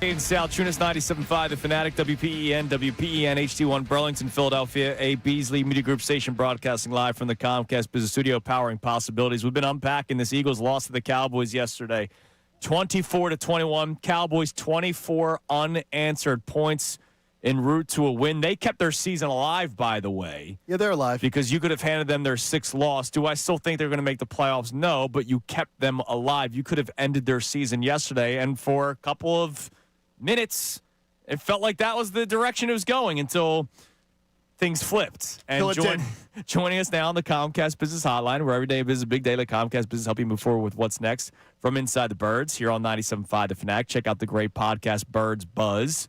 Our man Andrew DeCecco joins us. Andrew, I need to get your opinion on what took place in the first half and the second half of the Eagles' offense. What was the biggest difference in your mind that led to a 21-point half to a 0-point half?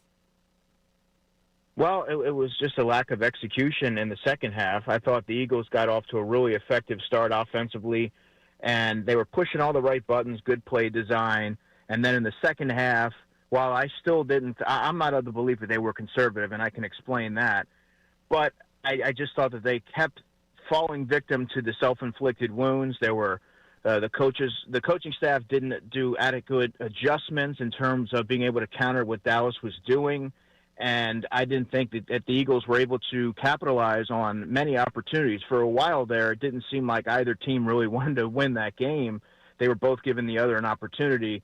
And it was ultimately the Cowboys that were able to pounce and nail the final dagger there with that field goal. But it was just a really, it was a tale of two halves, and a game that if you're the Eagles and you're a team that, is a Super Bowl contender, you can't lose games like that. And I think a lot of what we've seen are things that have been swept under the rug for a while now.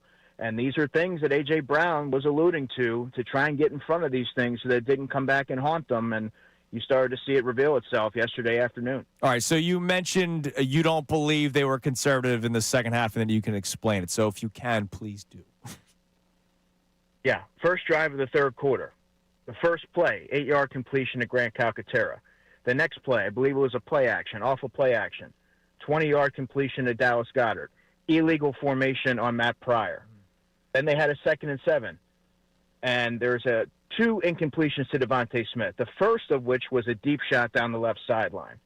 Then we have the first play of the fourth quarter. Pass short right to Dallas Goedert for 8 yards. This makes it a 1st and 20 with a Devontae Smith offensive pass interference penalty. The next play, A.J. Brown, false start, making it a 1st and 25. They're consistently behind the sticks. You see a common theme here. And then one play before the Saquon Barkley fumble, Jalen Hurts hits Devontae Smith for 16 yards on a 2nd and 7, and then Fred Johnson is called for illegal use of the hands. So there were opportunities. They were staying on the attack, and I just pointed out a number of different instances where lack of execution and mental miscues hindered the offense's production and effectiveness in the second half. You speak of how that goes, and that's a clear illustration that they were still trying to do some things. They just weren't working. The offensive line, how big of a culprit are they in what went down yesterday? Yeah, huge. I mean, Cam Jurgens had a penalty. Fred Johnson had a couple. I believe Tyler Steen had one. So, I mean, 4 of the Eagles' 14 penalties that they were penalized for 96 yards were tacked to the offensive line. Now, there were times where, from a pass protection standpoint, I thought they did a really nice job. And by and large, all season, they've done a nice job in pass protection. But in terms of run blocking, that's where they've left something to be desired. And on that final play where Jalen Hurts takes a 13-yard sack from Osa Odigizua, it looked like he got around Landon Dickerson. You got to throw the ball away. You can't take a sack there. But they got immediate interior pressure. And it's uncharacteristic for someone like a Landon Dickerson, like Cam Jurgens. Both players have been awfully banged up this season. I'm not making an excuse. I'm just trying to illustrate some of the issues that have been prevailing throughout the season in terms of offensive line play. And yeah, I mean that's kind of the way that I'm reading it right now. Speaking of Landon Dickerson, Andrew DeCecco joins us here on the Comcast Business Hotline. After the game yesterday, he talked about the Cowboys' odd and five-man fronts and how they were not prepared for them. This is also coming off of the week where Kevin Patullo, during his Tuesday media availability, talked about how they've been struggling with unscouted looks at the beginning of games. I need you to address how this continues to happen. It seems like it's been a problem with the coaching staff that they are ill-prepared for many of these games despite their 8-3 record. Yeah, I mean, in terms of Landon Dickerson's comments, I wasn't there, so I'm not going to speak on that because Nick Sirianni and Jalen Hurts said something totally different. So yeah, context is important, and, we'll get a better sense tomorrow when we hear from Kevin Patullo to learn more about all that. But, I mean, it's kind of puzzling to hear, and I have a hard time believing that they weren't prepared for the fronts that Dallas was presenting because even in the Monday night game where the Cowboys played the Raiders, they did a lot of 5-2 looks in that game. That was evident, to the eye watching the game.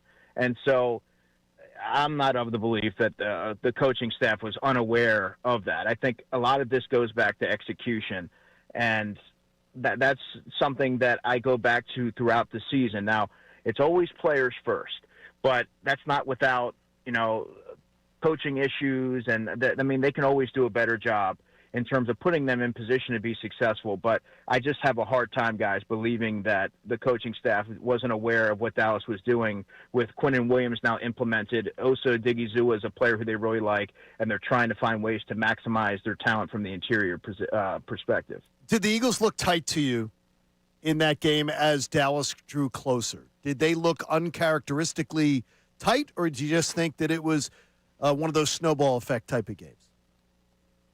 Not really, John, because there were plays to be made. I kind of ran through a lot of the ones in the second half, and I think that, when you think of it in those terms, I mean, it wasn't like they were turtling. I didn't get that sense. I thought Jalen Hurts and the offense was ready to go. I thought the defense, and they were really banged up late in that game, losing Reed Blankenship, losing Drew Makuba, who was in a boot after the game, and Adoree Jackson. I thought that they still did a really nice job. They had a couple of red zone stops, the one off the Gibson fumble where CeeDee Lamb did drop a pass, but they held them out in a 4-down opportunity. So, no, I thought that they did what they had to do. They just made one too many mistakes. They turned the ball over twice. They had 14 penalties, and they were not able to overcome it this time. And so these are a lot of the different things that I've been talking about when I say it's a collective. You can look at across the board offensively that there are many reasons why they lost this game. And I think first and foremost, at least from my vantage point, is due to execution. Nick Sirianni will always take the blame for the penalties, but I want you to I'm not asking you to point fingers, but who does this fall on and how does this get better? Because right now, I gave the numbers earlier, Andrew. They are 19 penalties away from reaching last year's total. That's incredible. In 17 games, and they're only at 11 games this year. They're 19 penalties away. They were top 10 last year, 10 best, and this year they're 7th worst. So what do you make of that, and how does that get fixed? Yeah, Andrew, I think a lot of what Nick Sirianni does in terms of falling on the sword for his players is admirable. But let's face the facts. If you're not lining up correctly, if there's alignment issues and this persists, that's not on coaching. That's on the players. They played this game. They've lined up. I mean, you have to be aware of the moment. You have to be dialed in and focused on the details. They talk about that very often, and that's something that last season they certainly have been able to hang their hat on, and really throughout the Sirianni era. Not this season. They've gotten away from that. And I look at it's always players first. When players do well, when the team does well, you credit the players. When they aren't executing and they aren't performing well, I always lean towards the players. The coaches aren't on the field, and I think playing that game as long as they have, for someone like Fred Johnson or, Tyler Steen to have these kind of penalties, A.J. Brown, false start, like that's on the players. The plays are there to be made, and they're now setting themselves back and behind the sticks with all these self-inflicted wounds. Your gut instinct is in a short week at home against a Bears team that this Eagles team has the makeup to rebound strongly, or do you believe that it's going to be a really interesting week to watch this matchup? Yeah, it's fascinating, John. I think the Eagles are getting, coming off a game like this, it doesn't align any better for the Eagles because you're not able to dwell on this game. Now, you have to clean a lot of things up, but you're not necessarily dwelling on the loss. You're now focusing your attention on getting ready for the Bears. And the Bears are a pretty good football team, and they're coming in here on a short week. I understand that, but they're not a team that the Eagles are going to take lightly, nor do I think the Eagles take any team lightly under Nick Sirianni. But it now almost places an emphasis on preparing for the next opponent and making sure that what just happened doesn't reveal itself again. All right, Andrew, listen up, man. We appreciate the time. We'll talk to you again later on this week. We'll listen to Birds Buzz on a short week before the Eagles take on the Bears on Friday. Thanks, brother. Thanks, guys. Be good. There he is, Andrew DeCecco on the being Comcast good, I'm Business not sure. Hotline. We'll see. Look, I know he doesn't want to speculate or speak on something because he wasn't there, but I don't know. I don't think Landon Dickerson's just making stuff up. Yeah, I can't. But I understand what he's saying is because he's thinking, is there some sort of context that he maybe didn't hear? Right. I respect his decision. But you know that today that will be brought up. I guarantee it's already been brought up to Landon. Right. But what I'm saying I guarantee he's already during Nick Sirianni's day after presser, yes, that's going to be asked. Hey, Landon Dickerson said this. So we'll see what Nick Sirianni has to say about it later on today during the day after press conference. Coming up next, Monday morning radio hosts. We don't break down film, we break down press conferences. It's Kincade Salciunas, 97.5 The Fanatic.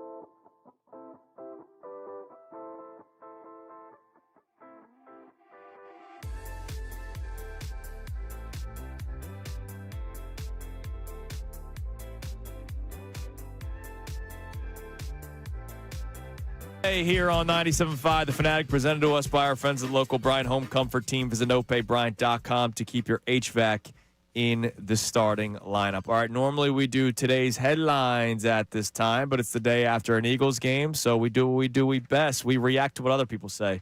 It is time now for the Monday morning radio host.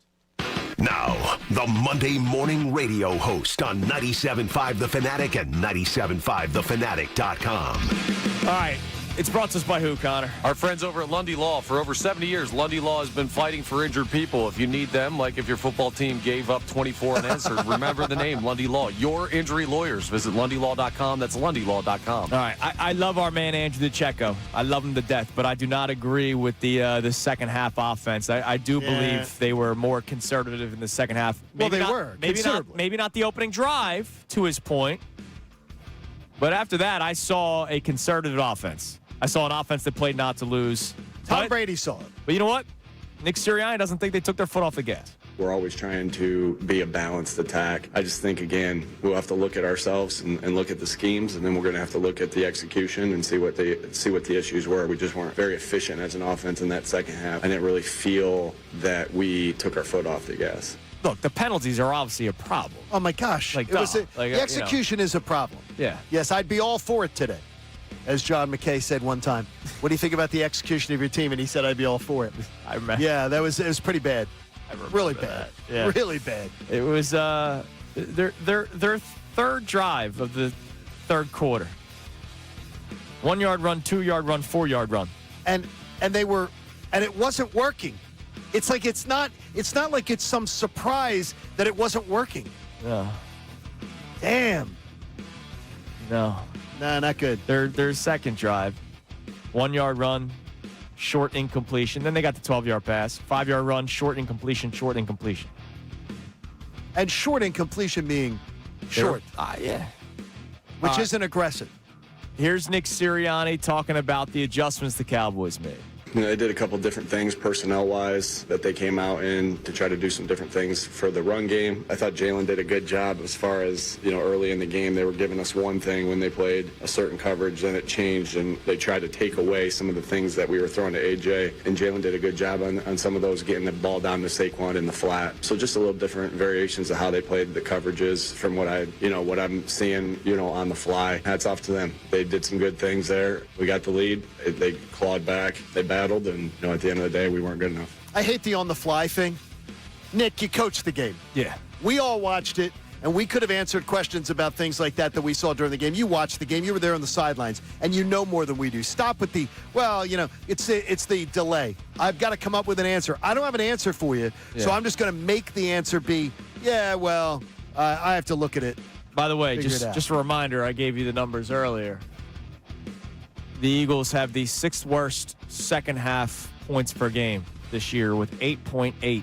Yep. Just ahead of the Falcons, Titans, Raiders, Browns, and Saints. Terrible. So spare me they made good adjustments. Apparently, the first 10 games, teams have made good adjustments against you. Correct. Stop with that. But they're 8-3. Stop with that. Enough. Here's Nick Sirianni talking about the ground game. Anytime you're one-dimensional, that makes it tough. I think we didn't have the run game going again. And when I say that, it's on everybody. It's on the coaching. It's on the playing. In this game of football, it's never just one thing. And so we got to identify what it is and try to get better from it. Can I ask you what that meant? It's on the plane? I didn't get that They're comment. going to start watching it the second they get on the plane. Oh, okay. That's my guess. It was weird. That's a weird comment. He'll have the iPad. Oh, yeah. In seat 3A. Well, somehow they're not managing to figure anything out. They've got all week in their offices, but I'm feeling good about the plane flight home. He's probably watching Home Alone. That's that time of the year. It is. Here he is talking about the penalties. I didn't think that the loss that we had to Denver was an indicator of what happened in the Giants game. Listen, we just didn't coach or play well enough in either of those games, and they got us. So, again, it's about being able to fix the things. So the things that we made mistakes on tonight, coaching and playing, doesn't repeat itself. And so it's finding that time to be able to do that, and getting up and going back to work, even though you got a bad taste in your mouth. And we're going to have a plane ride home. There's the bleep plane ride home. 14 penalties. That's got to stop. And again, 19 penalties away. 19 penalties away from matching That's last incredible. year's total. That's the most aggravating number of the day. 17 games, 103 penalties. 11 games, 84 penalties. That's really terrible. They will reach it. They will beat it. It's just a matter of when. Hopefully it's not in the next 2 weeks. All right, one more for you, and something that we have not talked about much has been the injuries that they sustained yesterday. Here's Sirianni talking about it. That's the nature of this profession. You got guys that, go through the length of the season and there's going to be injuries. And we have the next man up philosophy. We do a lot of things to put them in positions to have the reps, as many reps as they possibly can. And that's why we do our developmental periods and stuff like that. So we're trying to do everything we can to give them those game-like reps in practice, running our plays, both offensively and defensively. I think we've gotten good contributions. Obviously tonight, we lost the game today, but we've gotten good contributions from those guys that have had to step in and play. The big one's going to be Reed Blankenship. Reed and Makuba. Yeah. Makuba was in a walking boot. Reed, the big one, though, to me, is that's the one I'm worried about. That's the one that concerns me. Because Sidney Brown. Yeah, you know how I feel I know. about Sidney Brown doesn't do it for me. He's one of my least favorite players on the Eagles. Doesn't move the needle. It's walking penalty or stupid plays. If you don't have both Blankenship and Makuba, Well, you're going up a team again that has no linebackers. Yeah. On Wednesday. Yeah, on Friday. But they're going to make adjustments at halftime, John. Oh, they'll go and make adjustments. Yeah. Well, no, they're not very good from that point on either. What? So Adoree Jackson left the game yesterday. Well, that was actually could have been a blessing.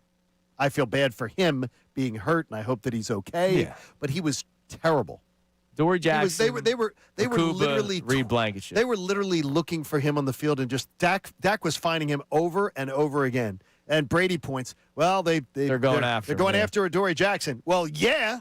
So he's been pretty good too. Was it officially a concussion? It looked like a concussion. So yes. I would imagine he's not going to be playing Friday because it's a short week and probably not the protocol. So, but I hope he's okay. But right, I'm not. So it's Jacorian Bennett versus Keely Ringo over the next 4 days, or less because they're not going to. I doubt they're practicing today.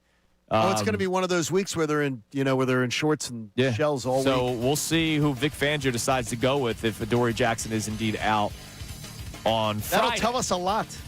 It'll tell us a lot. Yeah, it absolutely will.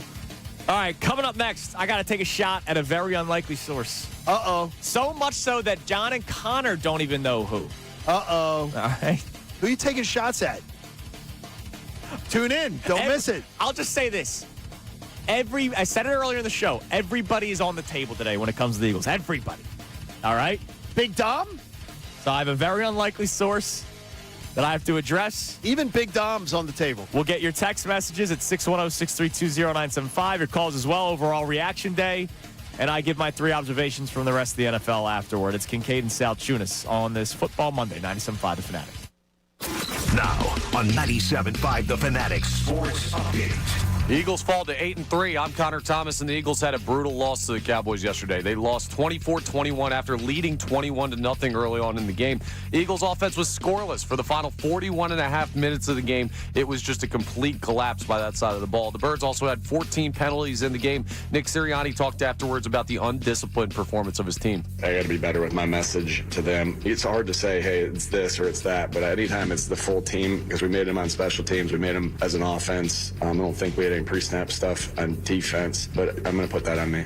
The Eagles are now 8-3, and with the Rams beating the Bucs last night on Sunday Night Football, the Birds are no longer in the 1-seed spot in the NFC. They're taking on the Bears Friday back here in Philly. Sixers lost to the Heat 127-117 yesterday. Norman Powell at 32 for Miami to lead all scorers. Sixers are off till tomorrow. Flyers had an impressive 6-3 win over the Devils on Saturday. Tonight they're heading to Tampa to play the Lightning. Puck drops at 7. You can hear that game live here on The Fanatic. And to make a rough Sunday worse, the Union were eliminated from the postseason last night after falling 1-0 to New York City FC. Maxi Morales had the lone goal in the 27th minute for New York. This update is brought to you by Allstate. Some people just know you could save money on car insurance by checking Allstate first. So what are you waiting for? Check Allstate first for a quote today. You're in good hands with Allstate. I'm Connor Thomas for the home of the Sixers, Flyers, and Union. 97.5 The Fanatic and 97.5thefanatic.com.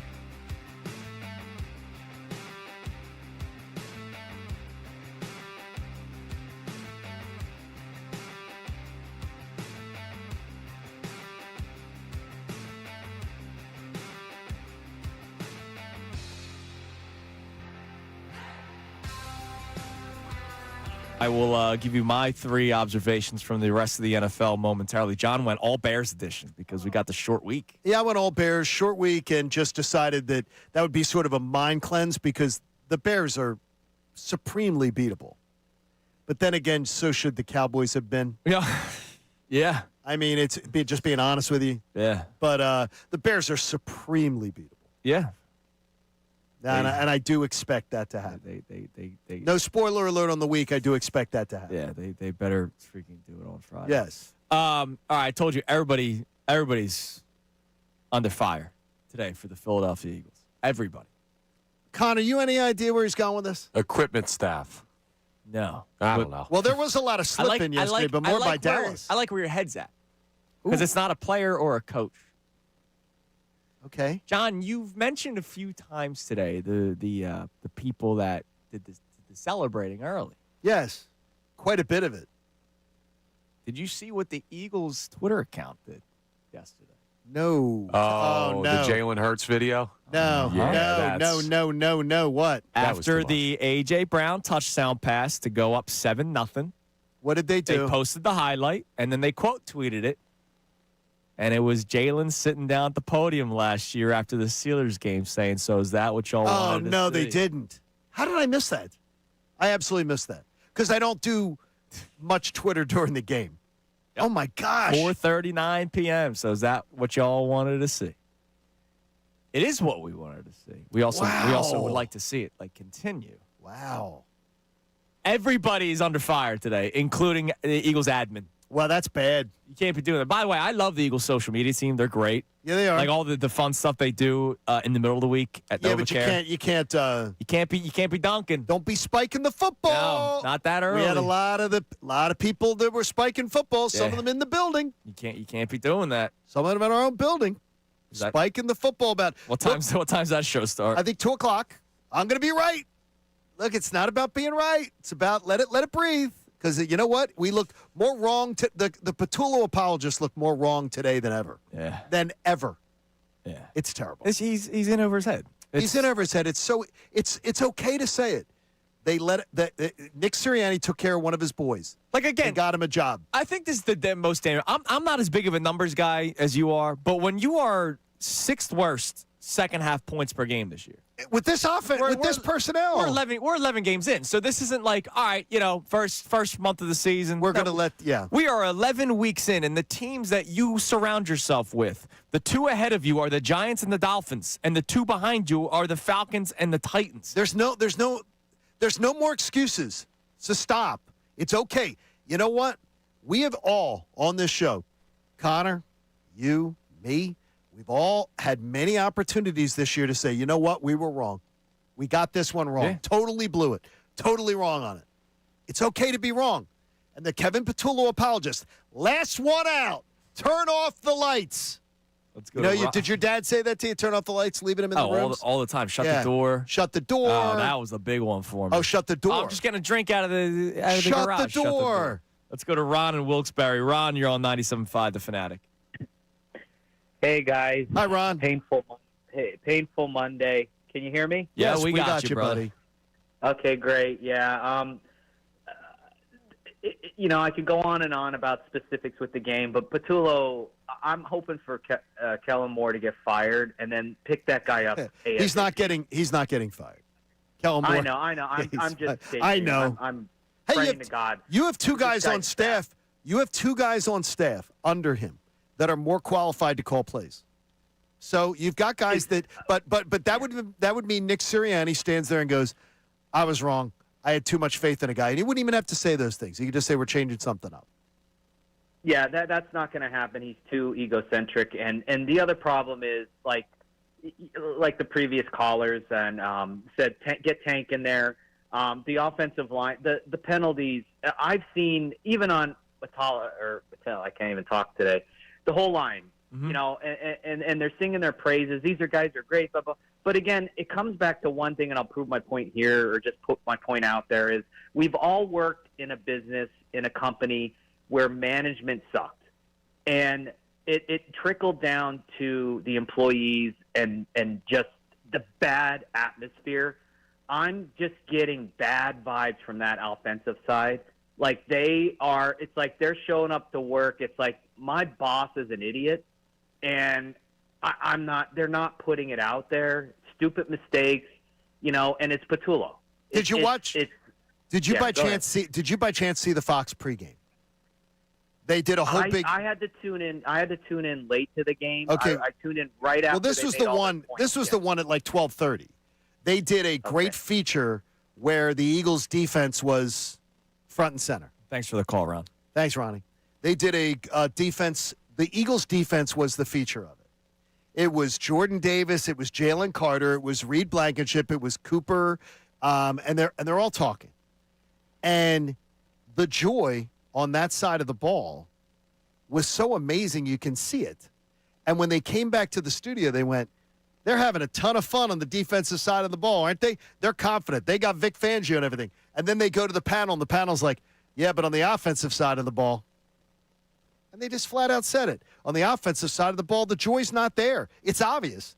It's not there. Because you know what? They don't have a man large and in charge. They just don't.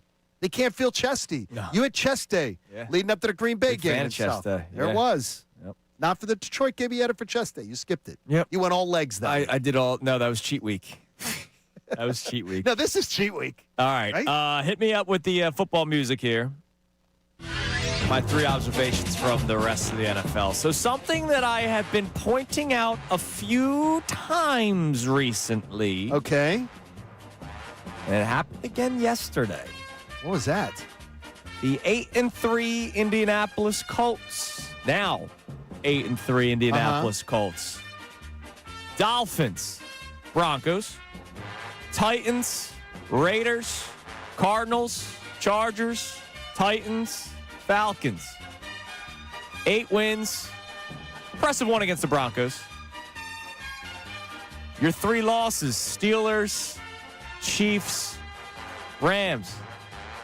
Just how real are the Indianapolis Colts? Another loss to another not Titans team. I don't think it was a bad loss yesterday. I'm not saying it's bad, At Arrowhead, but it was a loss. It was. Yeah, it was. I mean, Saying, we'll see how real this Colts team is moving forward. I think it's a bad week to use that example.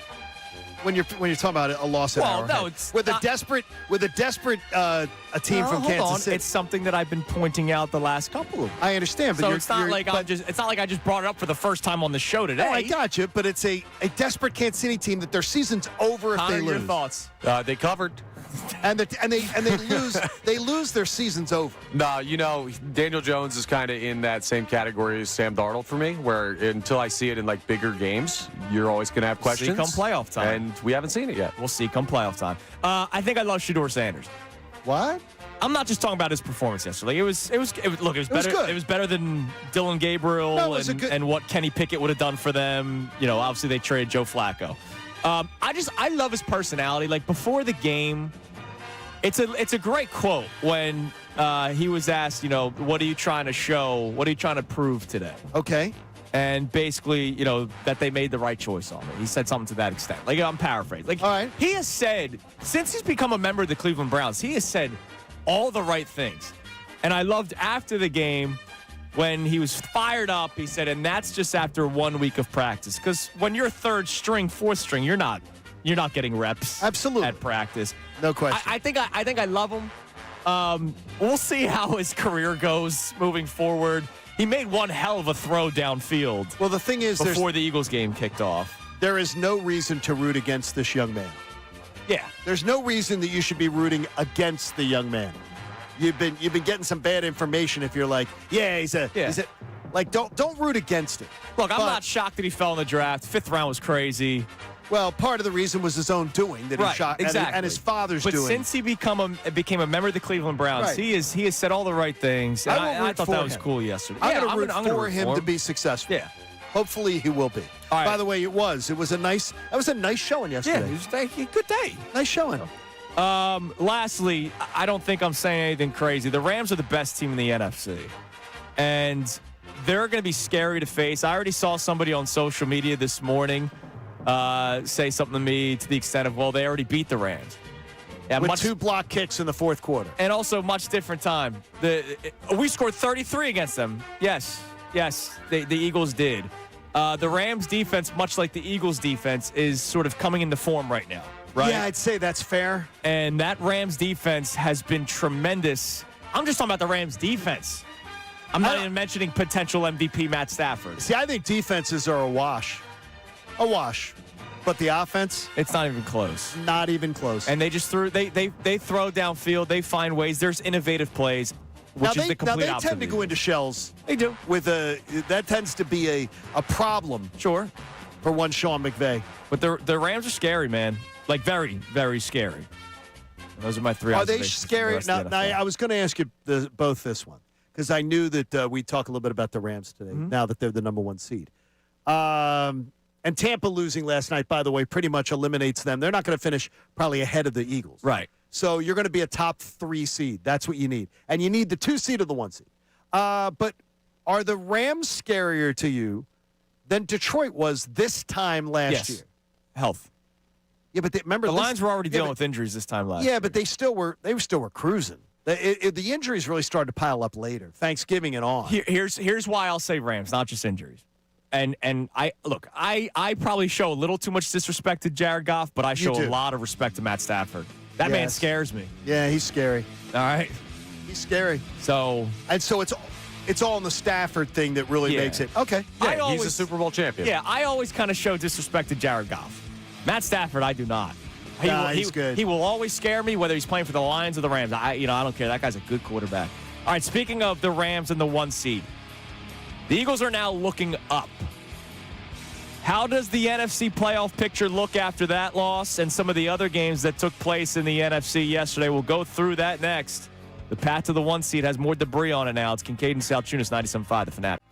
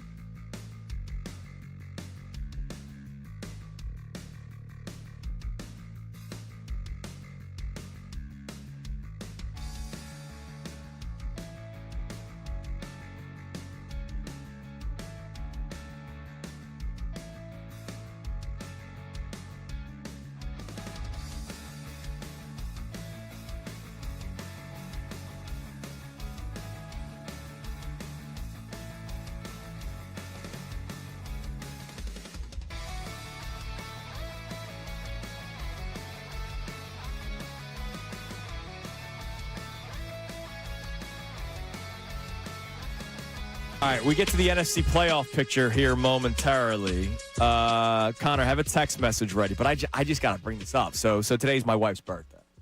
And Happy birthday, Christy. Happy birthday to my beautiful wife. Now, does she have work Christy. this week? Couple days, yeah. Okay, so they do, because some Yeah. of the schools are closed. Yeah. Her tradition, we decorate for Christmas on her birthday. All right? Okay. So yesterday, 10 minutes before kickoff, I brought all the stuff up, right, just so that we didn't have to do it today. I was going for a drive. I love a real Christmas tree. It bothers my allergies really bad, but I love a yeah, real you love a Christmas real tree. Christmas. The smell is nice. Right. We went fake a couple of years ago. Guess how much the place down the street is charging for real Christmas trees this year? 110. Actually, not that bad. Okay, 95. $80. $65 for the smaller tree. I don't know what the larger tree was. The big sign just 65 says, for like the 6-footer. yeah. Okay, I don't think that's dude, Is that terrible. expensive for a tree? When I was a kid, That's expensive, it was but it's 20, not. $25, $30. Oh, well, wait a minute. You got to throw that out. Yeah, 20 years ago. Throw that out. 30 years ago. 65 Come on now. Yeah, but You gotta you're- throw that But out. why still buy one? You're dropping $65 for a month? Yeah, because people like Christmas. Because the smell. I love Christmas. See what? You put See a that- damn thing in there. What do you mean, the little pine needle things? Yeah, those are or, good. Or put the car air freshener in there. Oh, that's terrible. Or light a That's candle. thing. Light a pine-scented candle. No. $65, my God. No, I get it. I get what you're saying. That's nuts. Yeah, I can't smell and I don't decorate, so I'm the wrong person to That's have this nuts. conversation with. All right, hit us with a text message. Then we'll get to this NFC playoff picture after the Eagles lost yesterday and the Rams did not. Eric from Virginia checks in, says, I'm out on Kevin Patullo. In my mind, I gave him 4 weeks to get comfortable, and as the old folks would say, he's more uncomfortable right now than a long-tailed cat in a room full of rocking chairs. Yes, that's a good That's a good Southern expression. Question. Wow. Question. Over under 9.5 text messages so far this morning that have said somewhat of a phrase of "I'm out on Kevin Patullo." Over, way over, easily over. Like it's way over. I feel like 5 of the texts you've read have led with "I'm out on Kevin Bro, Patullo." that's like setting the over-under on Eagles Cowboys at 7.5 for way the game. over. Like, Yeah, I mean, it's way over. He's just, look, it's enough. Enough's enough. Enough is enough. And it's just too much. It's too much. But they didn't take their foot off the gas pedal. That's what Nick Sirianni told. Yeah, they didn't? Yeah, sure. All right, so the NFC playoff picture. If the Okay. season were to end today, the Los Angeles Rams would have the 1 seed. They would. The But Eagles would be hosting the San Francisco 49ers. I'm fine with that. Yeah, because of the injuries and everything. I'd be fine with They that. are getting a little bit healthier right now, but they're not the same team. But the Eagles would be hosting the Niners if the season were to end today. Okay. The Eagles obviously can still get the 1 seed, right? The Eagles should get the 1 seed. They should still be they're favored to get the 1 seed. If they tie record-wise with the Rams, They're gonna get it. They get it because of the head-to-head. The Rams still have It's brutal. Panthers, Cardinals, but then it's Lions, Seahawks, Falcons, Cardinals. So the Lions, Seahawks on very short rest. Yes. The bad thing is the Rams Seahawks game is played in a short week on a Thursday. Yeah. That's terrible. That's terrible for that game to be played on that. So what do you think? If the Eagles lose 2 more games, the Rams aren't losing more than 2. Right. You agree with me? Correct. They're not losing more than 2. I agree. So the with you. Rams are going to go 13-4. The number's 13. I've thought it all along. 13's the number. That's the number you got to get to. And I do think if you're 13, you're going to win it. And I'm not really nervous to go to L.A. I'm nervous about the Rams offense. Right. But I'm not nervous about going to L.A. Yeah, So you know if the Eagles Rams, fans would go out there. if the Rams are the 1 seed, it's the idea is that 2 home games to go to the Super Bowl is completely different than 2 home games and a potential third game on the road. Right. Last year worked out for you. It did because of all those injuries that the Lions were Correct. having. Look, Bears are tied with you record-wise. I don't think the Bears ever jumped the Eagles. No, they're not jumping the Eagles. I don't. Look, it starts Now but lose it starts Friday. Lose on Friday, and Yeah. all hell breaks loose. It starts Friday. Now, you've pointed this out a few times. You're pretty much locked into a top 3 Tampa's seed. done because look, Tampa's the 4 seed right now. They're 6-5. Yeah. They have 3 conference losses, one more than you. They have 2 losses more than you, and they have 2 losses more than you. And remember, you got the tiebreaker. And you got the tiebreaker. You're 2.5 up with 6 to play. I do not think Tampa is making that up, even though Tampa's schedule does seem pretty easy. But they're going to have split with the Panthers, and then who knows? By the way, Baker Mayfield got knocked out of the game yesterday. Teddy The shoulder Bridgewater had to injury. come in. I've not seen anything yet. It's still early. Yeah, that was a late night game. They're going to get an MRI. He's going to get an MRI at some point this week, and we'll see. I mean, they got a couple of games ahead that they could maybe sneak by a Teddy Bridgewater win. They got the Cardinals and the Saints the next 2 weeks. You know, we'll see. I mean, the Panthers are now all of a sudden in play for that division if Baker Mayfield is missing any time. I've been telling you that they're not. And tonight's a big thing. I don't believe the Panthers, but if the Buccaneers don't have their quarterback, then that changes. They're changes one everything. game back anyway. If they win tonight, look, that game was gone last night when Baker's out. Yeah. So, I mean, that's one. Even when he was in, it looked pretty gone early. It looked gone early. They were the Rams' offense was not getting stopped. No, they weren't getting stopped. So that's a bit of a problem. Now let's go to Leonard. He's got a silver lining. What's up, Leonard? What's up, Leonard? What's going on, man? Hey, good morning. Actually, yes and no. It's a silver lining. So, the reason why the Rams, you ain't got to worry about the Rams, because Puka Nacua is always streaking across the middle of the field, and he's not one. Yes, he's one of the top, players in the NFL. But they have a coordinator, guys. You know who you need to be worried about? You need to be worried about Kevin Patullo. Listen, I'm not worried about anything else but that. And that's what happens when you're up 21 points and you don't score for the next 41 minutes. I actually had to look up how many minutes are in a game because it didn't make sense. I don't mind that call at all. I wish I could say, yeah, you're wrong. You're not. No, you're not wrong. If you're not worried about Kevin Patullo, you're not. You honestly, if you're not worried about Kevin Patullo, you're just putting your head in the sand now.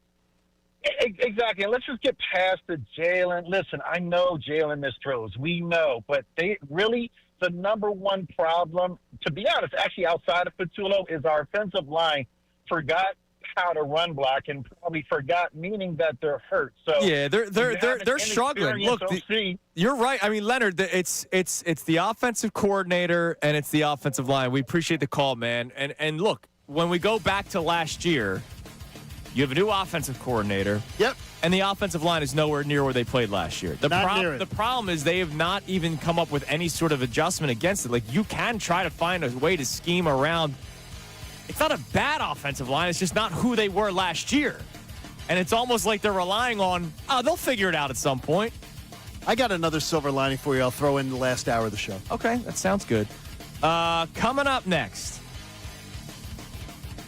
Nick Sirianni made a decision that we ripped another coach for earlier this season against the Eagles. That coach, by the way, is of the 1-seeded Los Angeles Rams. Curious where you guys fall when it comes to this. It's Kincade Salciunas, 97.5 The Fanatic.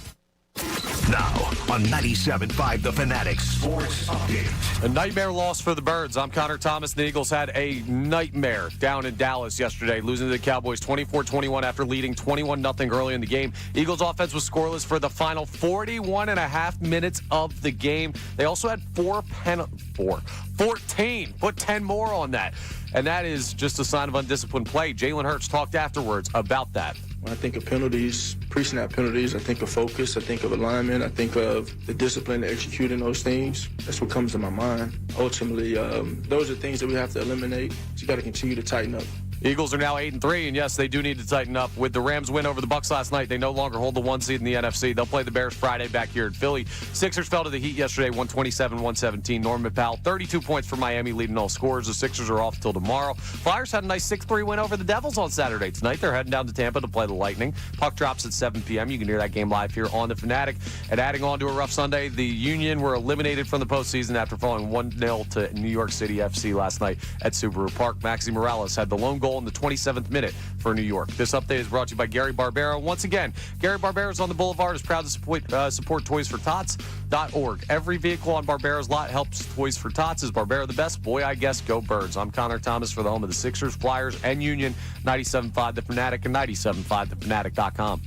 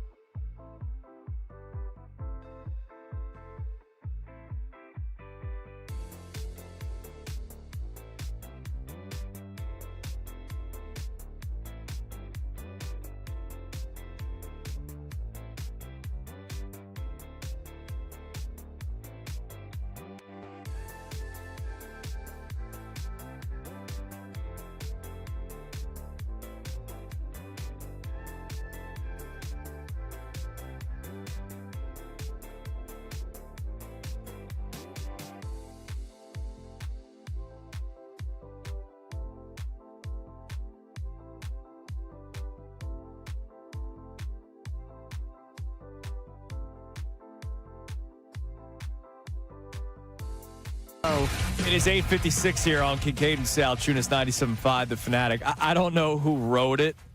It was Bill Barnwell. All right. What's up, Bill? 3 big NFL Week 12 comeback wins, and he did write-ups on the Cowboys, of course, the Lions coming back to beating the Giants, and what the Chiefs did against the Colts yesterday. I'm going to read you the opening paragraph about the Eagles game. Through 2 weeks, the massive trade deadline move for Quinnen Williams has to be considered a success for the Cowboys. A dominant performance by the Dallas defense against the Raiders contributed to Las Vegas offensive coordinator Chip Kelly getting fired Sunday. And after the defense held the Eagles scoreless for the final 41 minutes of Sunday's victory in Dallas, Philadelphia sports radio callers are going to fire offensive coordinator Kevin Petullo about 700 times on Monday.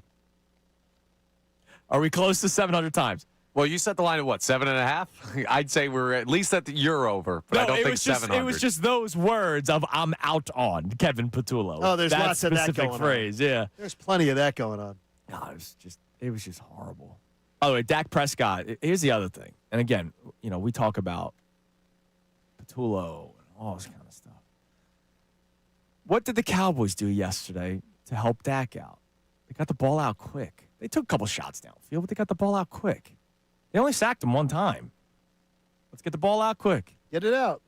They tailored their offense to what the Eagles' defense could do. Once the Cowboys made their adjustments, the Eagles had no answers. Which is so crazy to me. It's so crazy. Yeah. All right, I have a question for you guys. What did you make of, forget the fact that he missed the field goal. Who, Missy Elliott? I like that. What did you make of kicking the field goal and not going for it? I would have kicked. I also would have kicked. All right. Because it would have been a two-score game. Exactly. That is a kick that the vast majority of kickers in the NFL are able to make. I will tell you that I was not going to hate Sirianni if he sent the offense back out in the field. Really? Because at the time, you were not getting much going on offense at all. And that was one of the few drives where you were able to do some things. Remember, they were, first and 25? They're first and 25. Then they had the 13-yard pass, 7-yard pass to make it 4th and 5. I would not have been anti that decision. I wouldn't have been like, what a dumb decision. I would have been totally for it. I would not have been totally for it, no questions asked, but I wouldn't have been banging my hand on the desk going, stupid, stupid, stupid, because I don't trust Jake Elliott that much. So, to me, and for good reason. Now, I get it. If you make the field goal, it's a two-score game, Yes. and the conversation's different. I'm just telling you now, and I'm not doing revisionist history, I would not have hated the decision to go for it.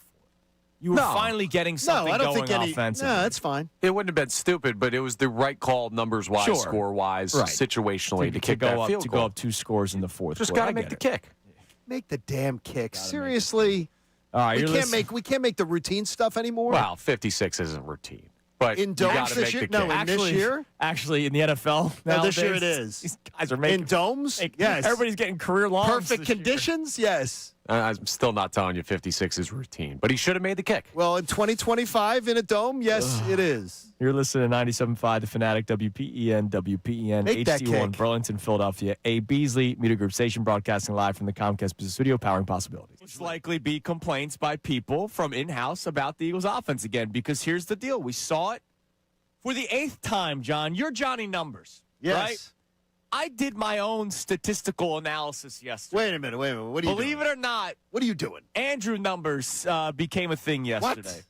The Eagles have played 11 games this year. John, they're 8-3, right? Yep. Second best record in the NFC. Second now because the Rams won last night. They didn't They have did. a problem offensively. They're 8-3. They've played 11 games. Do you know that in 8 of the 11 games, the Eagles have scored 1 or less touchdowns in an entire half? 8. I did not know that, and Out of 11 games. It seems impossible. It seems like there'd be no, reason to ever make excuses for that. And here's the problem with that. And this is why the talking point of, they find ways to win needs to go out the window, because at some point they weren't going to find a way to win. If you have 8 out of 11 games where an entire half you score 1 or less touchdown, you're either coming from behind, you have to try to beat the Rams like you did earlier in the year, credit to the Eagles. They were able to do that, but at some point that's going to dry up. The comebacks will dry up. It does, yes. Or you're allowing teams to come back into football games. And at some point, your defense will not be able to make enough plays for you to complete the victory. And you saw that yesterday where you had a 21-point lead, and then the offense fizzled out completely. They changed everything that they were doing. They allowed the Cowboys to make adjustments, but you made no adjustments because that does not exist to the Nick Sirianni and Kevin Patullo offensive mindset this year, apparently. I'm tired of hearing about unscouted looks. I'm tired of hearing about how they did things that we weren't prepared for. Well, that's your fault. Well, I mean, it's that's part of it. To me, though, and yes, Nick Sirianni and Kevin Patullo are a problem. It's a problem. Patullo's terrible. It's terrible. And my 50 days of therapy before the season, we all could use it again because he's god-awful. But I'm telling you, the unforced errors yesterday, the fumbles, the stupid decision. I'm telling you, if Gibson's on the team this week, he should be cut today. He should be gone. He should be gone. He's terrible. 2 weeks in a row, he makes stupid decisions. He should be gone. You know why I think he's doing that? Trying to make a name for himself? Because he's here for one reason. And he wants to make a big play. It's punt return, kick return. Yeah, so selfishly. That's literally all Xavier Gibson is here for. But it's the idea that all the unforced errors yesterday, to me, were still the number one headline. 14 penalties. That was the number. To me, that's Patullo sucks. He's terrible. And it's just the numbers you gave right there, it's terrible. This is an incompetent offense. And more importantly, though, yesterday, though, I really do put it at the unforced errors by everybody. And by the way, that offensive line was atrocious. Yeah. It was a horrible day yesterday. It was atrocious. And don't give me, oh, well, we told you the Cowboys defense was playing better because you put up 21 points in one half against them. Yeah, in other words, So don't tell me that they all of a sudden got better in the second half, right? It was just the first half was the old Cowboys defense. The second half was the new Cowboys defense. No, you were able to put together 21 points. You were able to put together some competent drives. But this is the problem with Patullo and Sirianni. It's twofold. One, they got conservative in the second half again. Again, yes. And we see it over and over and over again where they take their foot off the gas pedal. Two, Kevin Patullo cannot think on his feet. If you get goose eggs in halves or only one touchdown in halves 8 out of 11 times in a season, it tells you that you're not thinking well on the fly.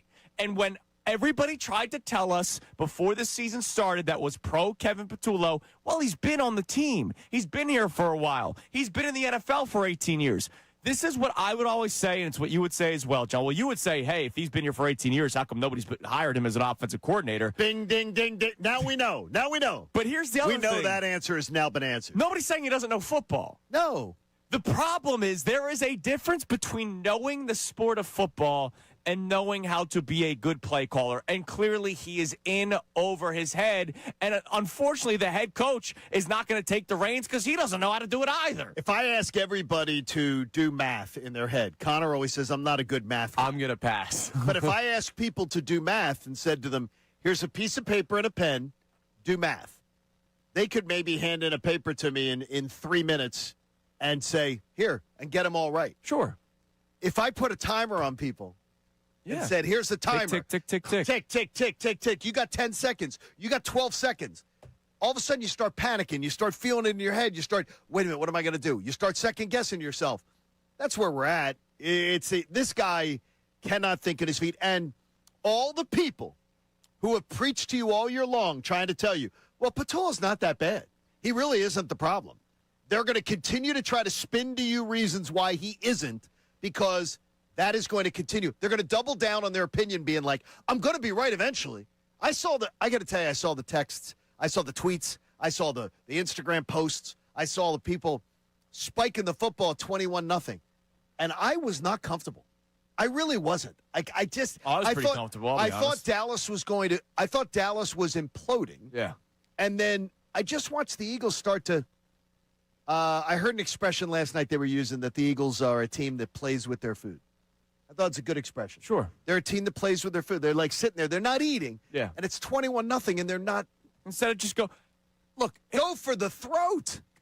what is something that we celebrate from Super Bowl 59? The Throw dagger. the dagger. Throw the dagger. Yes. Is something that will forever be associated with Philadelphia Eagles lore, right? Like Kevin Burkhardt saying throw, the dagger, Nick Sirianni talking about it, being mic'd up. What happened to that mindset? And now all of a sudden this year it's let's just be careful. That's not this offensive coordinator. That's the coach last year did not have to run the offense. All he had to do was go, okay, I'd like a run here. If it was fourth down or a third, are we running the ball here? If you listen to some of the mic'd ups from last year, Nick Sirianni is asking, are we running the ball here? Yeah. Are we throwing the ball here? That's what he had to do last year. This year, he's got a guy who can't think on the fly, who can't fix things, and this offense is terrible. It's painful to watch. It really is. All right, so today's one of those days where, hey, phone lines are open. You can either call in, you can text in 610-632-0975. Have at it. Nobody is safe after a game like yesterday. But do you put also, though, the unforced errors as the number one thing that went down yesterday? All the mistakes they made themselves was probably the most egregious. To me, it really was. It's what I walk away with. To me, it's either that or it's the taking the foot off the gas pedal, even though Nick Sirianni will tell you in the next segment that wasn't the case. Well, then Nick Sirianni didn't watch the game that he coached. Because he didn't watch what you saw in the first half out of the offense, shots downfield, runs to the outside, they mixed things up. And then the second half, they reverted back to that offense. You know why? Because they had a lead. They turtled. And as Jalen Hurts said week 3 after the game against the Rams, we got to stop playing not to lose. And that's something that this Eagles team has been doing a lot this year. Yes, 8-3 is a tremendous record. They're going to the playoffs. They will win this division. But it wasn't about just winning the division this year. It was about hopefully getting back to and defending yourself as Super Bowl champions. That's who you are. Open floor today, 610-632-0975. Nobody is safe. Players, coaches, you name it. We'll talk about it all. And coming up next, something that we've been complaining about for a while finally bit them in the rear end. It is Kincade Salciunas, 97.5, the Fanatic. For tax help you can trust, call Optima now for a free consultation. If you're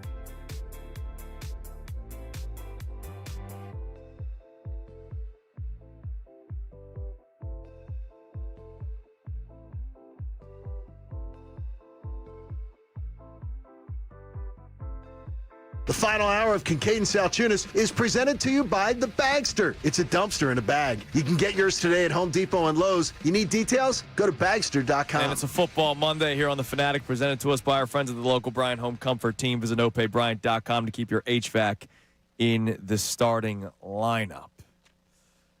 All right. So you heard me mention it going to the break. Something that we have been complaining about for a couple of weeks that just finally caught up to him. It's this mindset of, hey, whatever it takes, don't lose the turnover battle. Well, you didn't lose it yesterday, and you lost the football game. Now, I get it. Surface level. I always have to make this clear before anyone freaks out. Surface level, no, you don't want to freaking turn the football over, right? Like, I'm not saying, oh, look, the Seahawks almost won the game the other day, even though Sam Darnold turned the ball over 4 times. Yeah. But when it almost creeps into their entire identity, that's when I have the problem with it. And their identity is very much, let's win in the trenches, which they can't do this year. Scared of their own shadow. The ground game's not working for them. They still want to be a run-first team, right? We all realize it. That's what they want to do. They don't want to take these shots downfield all the time. They want to run. They want to run the ball, and they want to empower their will. But here's the deal: it's not working this year. Why? Because defenses are scheming up against that to stop the run. Also, there is a chance that guys are just still banged up from playing into February last year. Like, that is a possibility. What did you just say, though? Other teams are scheming up to stop them. So that's another thing where the coaching staff needs to do a better job. Yeah. And just having the belief of, well, all we want to do is not lose the turnover battle. Well, you were up 21-0, and you played careful the rest of the way. You did. We had our man Andrew DeCecco on. Love to have him on again later on this week to talk more about it once he watches the film a little bit more. I saw it differently in the second half. I saw them take their foot off the gas pedal, even though Nick Sirianni says that they didn't. Yes. Maybe not the opening drive to start the second half, but the rest of the way, I saw a team that was very careful, and all they wanted to do was not lose.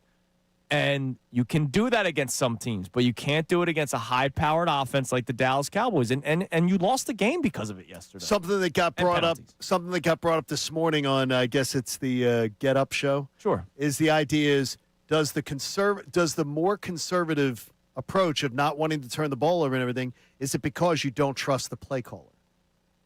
Was one of the things that was discussed. They had it last year at points where they were super conservative, and I think there was plenty of trust in Kellen Moore based on the resume. But what I'll keep on going back to, last year you had the ground game, right? So exactly. Like they literally won games where Hurts threw the ball.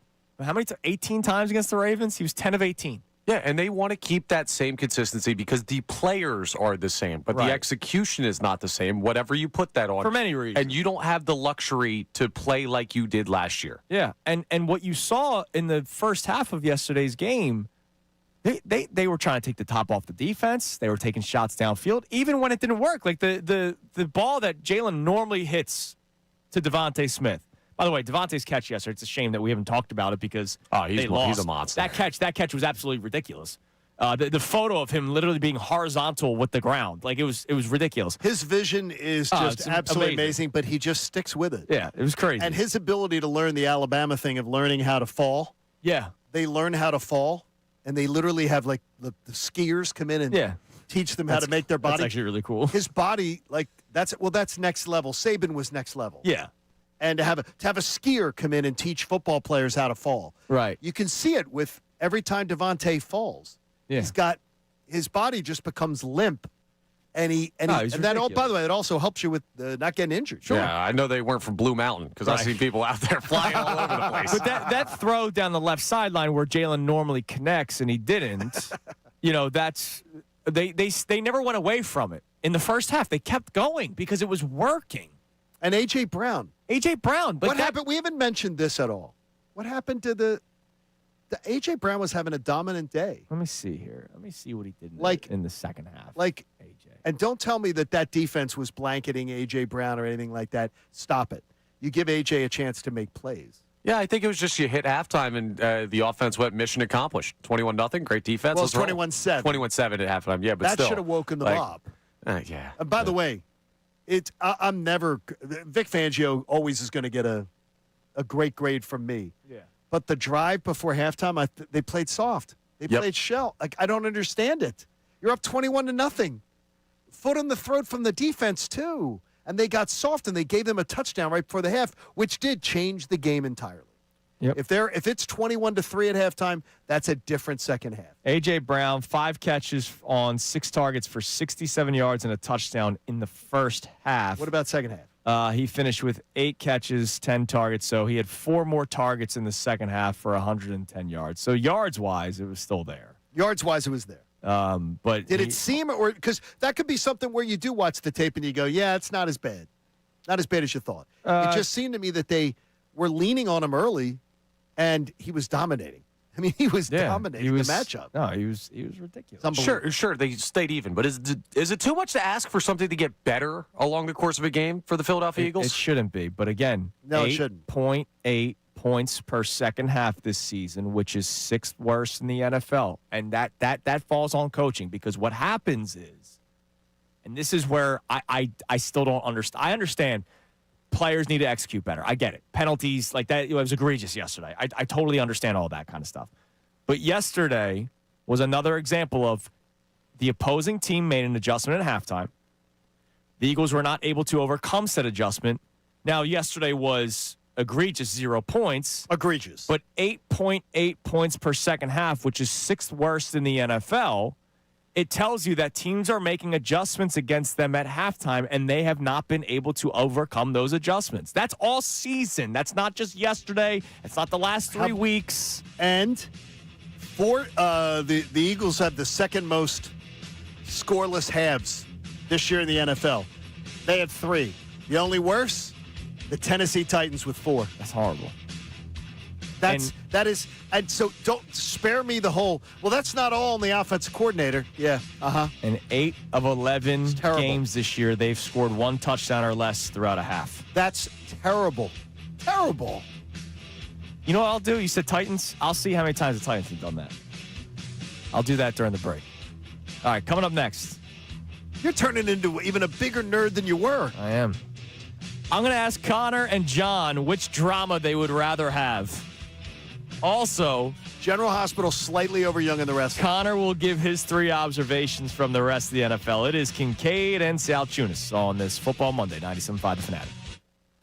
Now on 97.5 The Fanatic Sports Update. A complete collapse against the Cowboys. I'm Connor Thomas, and the Eagles just a miserable loss to the Cowboys yesterday, falling 24-21 after leading 21-0 early in the game. Eagles offense was scoreless for the final 41 and a half minutes of the game. The Birds also had 14 penalties in the matchup, and Nick Sirianni talked about the undisciplined play of his team. I got to be better with my message to them. It's hard to say, hey, it's this or it's that, but anytime it's the full team, because we made them on special teams, we made them as an offense. I don't think we had any pre-snap stuff on defense, but I'm going to put that on me. You have to appreciate the ownership, but either way, it's got to get better. The Eagles are now 8-3, and with the Rams win over the Bucs last night, they no longer hold the 1 seed in the NFC. They'll play the Bears Friday back here in Philly. Sixers fell to the Heat 127-117. Norman Powell had 32 for Miami to lead all scorers. They're off till tomorrow night, the Sixers are. The Flyers are back in action tonight after having an impressive 6-3 win over the Devils on Saturday. They play Tampa, down in Tampa, and puck drop is at 7 p.m. That game live here on 97.5 The Fanatic. And the Union's playoff run is over. They fell 1-0 to New York City FC last night at Subaru Park. Maxi Morales had the lone goal in the 27th minute for New York. This update is brought to you by Indeed.com. Stop just hoping the right applicants find your job. Sponsor it on Indeed and match with quality talent. Start at Indeed.com/credit. Again, that's Indeed.com/credit. I'm Connor Thomas for the home of the Sixers, Flyers, and Union. 97.5 The Fanatic and 97.5thefanatic.com.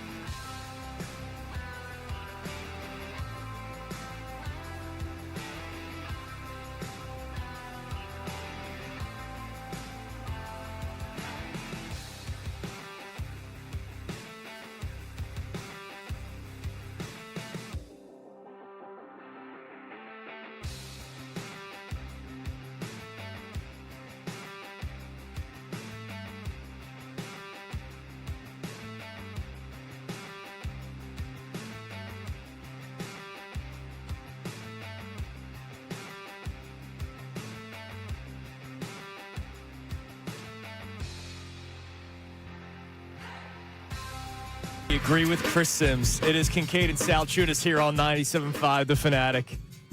If it's not one-on-one throws to AJ or Devontae, the Eagles just can't function as an offense. There's no creativity or concepts that tie together in any way.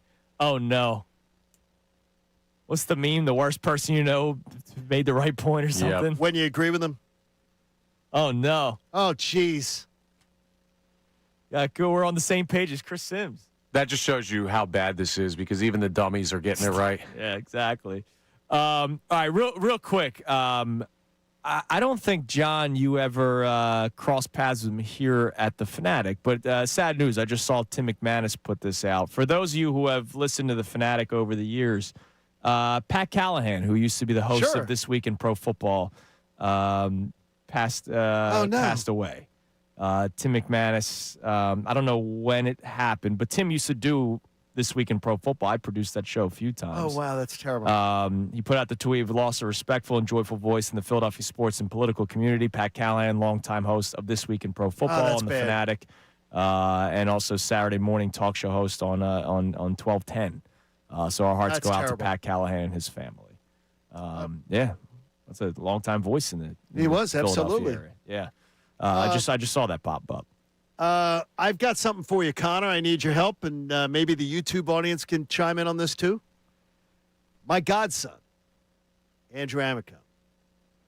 This gets sent along. His dad and him sending it along to me. He has an 11-pick parlay this weekend with a 25% parlay boost. He's 10 for 10. Okay.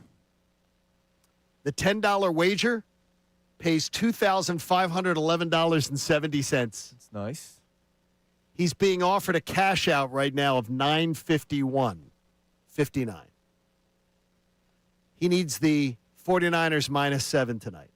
Cash it. Cash it. Yeah, cash it. Cash the hell out of that. Cash it. I think the Niners win, but the Panthers, they've played really well. tight. You can't put a $900 payout on a touchdown line. And this is a $10 wager. And Connor, every once in a while you say something that makes you seem smart to me. It's the 7-point line. Yeah, if it's 2.5, if it's 3.5, If it was money line. If it was money line, doubt. if it was, I'd go maybe do it. 7 points. I am cashing out now. Yeah. $10 wager, $951.59. It's got to do it. Yeah, there's no reason to Cash press out. that. YouTube, a couple of immediate responses, cash out. Cash out. All right, Andrew. Look at your godfather. Yeah, cash out, man. Godfather is a little brighter than your father when it comes to these things, and I love your father. Take the cash out and do it. Do it. Now he's going to kick his butt if he loses out on $1,500, but yes, you can't risk it. I'm cashing. Don't risk it. You didn't even take the glasses off. He's got a new bride to worry about. It's his first Christmas as a married man. Yeah. Take the money and then take the money. And then take the money. And spend a run. little of it on your bride. That was really good. Thank you. There you go. All right. Real quick before we get your 3 observations from the NFL, Connor. Would you rather have the A.J. Brown drama or what Malik Neighbors had to delete off of social media yesterday? What? I didn't even see this. Oh, you didn't see this? No, this is great. He deleted it. Okay, what did Malik Neighbors have? So the Giants had a big lead over the Lions yesterday. Lions come back and win. Right? And it was a wild game, and it was fun to watch. It was a typical Jameis game. Jameis Winston games are so awesome. Yeah. But Malik Neighbors took to social media after the loss.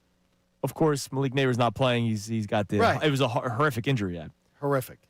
Sometimes I think they be making us lose on purpose. Because it's no way, bro, you throw the ball instead of running it to make them burn 2 timeouts. Then you don't kick the field goal. Then they have to go down and score. Football common sense. Am I missing something?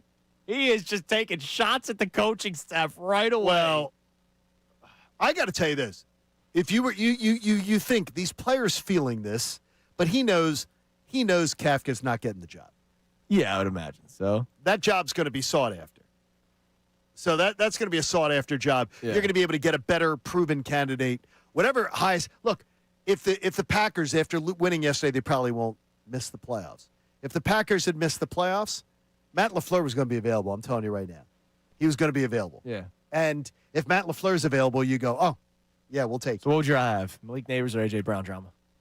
Neither. I'd rather I have take AJ none. No, I'd rather have A.J. Brown drama because it means that my team's good. Okay. Yeah, But- that's probably where you lean. But right? what I would say to you is this. I'm gonna ask you this question here. Dallas recovers that ball on the 2-yard line. It's 4th down. 21-21 tie. Do you kick or do you go? I would have kicked. I would have kicked. The Eagles' offense had done The nothing. Eagles' offense had done nothing. I'm kicking. I'm not breathing And then- life into that team. Wait, I'm saying I'm taking the lead if I'm Dallas, kick the field goal, and then say, okay, Eagles offense, if you can score a touchdown and beat us, go for it. If you can do that, then you deserve it. They've done nothing in You've the done entire nothing second forever. half. You might get a field goal to tie us, whatever. I don't know if they trust Aubrey from that distance. Exactly. By the way, Chip Kelly fired. Also now Shane Bowen, defensive coordinator of the New York Giants, who we just spoke of, blowing that big lead yesterday. He's the latest casualty in the NFL. What is this? List everything that happened in the NFL right ahead of Connor's observation segment. All right, go ahead. Go ahead. Sorry for updating the people. This is the sports. This is the breaking news station in Philadelphia sports. That's what the promo tells me. Tell you where you can break it off. This is internal drama. Go ahead, Connor. Can't wait till 9:30. There's only one team in the NFC that should scare you, and this is the only silver lining that I have for where the Eagles are at right now. Outside of the Los Angeles Rams, there's not a single team in the NFC that I look at and say, okay, well, they really worry me as far as a Super Bowl contender. Now, I think the Rams are in a better spot than the Eagles. So if you lose in the NFC Championship game or whenever you play them, it's no consolation prize. But I'm not worried about Detroit, Green Bay, San Fran, Tampa's banged up. Look, Chicago, the only team you should be worried about, and you know how I feel about Sam Darnold and the Seahawks. The Rams are the only team that is actually a true Super Bowl contender, I think, if you still believe the Eagles are still one outside of the Eagles. Is that fair, or am I overstating? I don't think it's overstating. I think they're the team you worry about. Yeah. The Lions I'll always kind of be worried about in a shootout. You were able to hold them to 9 points, and it would most likely be in Philadelphia. So that's like the one other team. I don't respect the Packers. I really don't. You shouldn't. I don't. I don't respect the Packers. So that's a good thing, right? We could be in a worse spot. Sure. Now we have I a was the one bunch that of said, problems. I was the one that said NFC Championship game or bust, and you guys ripped me for it. So Well, you did. You 'cause took Super the Bowl or bust. you took the wimpy way out. Chest You did. day. yeah, NFC. They were the Championship game. number one. They were the number one favorite to win the Super Bowl, not just show up in it. Yeah, you remember those narratives earlier on in the season about how much tougher the NFC has become compared to the AFC? Yes, Because I remember those. I think it's flipped on its head again, boys. Why? Well, we just talked about the NFC and how you got the Rams for sure, and then the Eagles if they pull their heads out of their rear, and then a couple other teams that are good. But like the AFC, Patriots keep winning games. The Broncos are a solid football team. The Chiefs have all of a sudden woken up. You can't argue with the Colts record. The Ravens are making a run with Lamar. I mean, you've got a lot of stuff going on in the AFC where I don't know who wins that conference, and I think there could be 6 or 7 teams you can make an argument for. I don't think there is a better conference. The top team in the AFC is 10-2 because they've played the extra game, right? Rams are 9-2. Right. The bottom team in each conference are 7-4. Bills are 7-4. Niners are 7-4. Like it's a very top heavy half league and a bottom heavy week. You can't just look at the record, because if I asked you right now, you have $100 you got to put up on either the Bills or the Niners to go to the Super Bowl. You're running to Buffalo and you're not thinking twice. Yeah, but No, you're I not would go winning either. Niners. You're not winning either bet. I would go Niners. No, you wouldn't. Bills have no defense. None. The Niners have no players. They're all dead. The Bills don't. The Bills don't have a defense. Okay, They're all dead? I didn't realize. We'll move on to Bills don't have a defense. We'll move on to the final God observation. rest their soul. The Giants should hire Brian Dable back to fire him again. Because the fact that you started Russell Wilson at any point in this season over Jameis Winston is just not Jackson Dart over Jameis Winston. Well, obviously it should have been Jackson Dart, but if you were going to pick someone else and say we got to give the rookie time to learn, the fact that you threw Russell Wilson out there over Jameis, who's now catching touchdown passes, yes, is a fireable offense. So hire him back and then get rid of him again. I wonder how many people desperately played him in fantasy.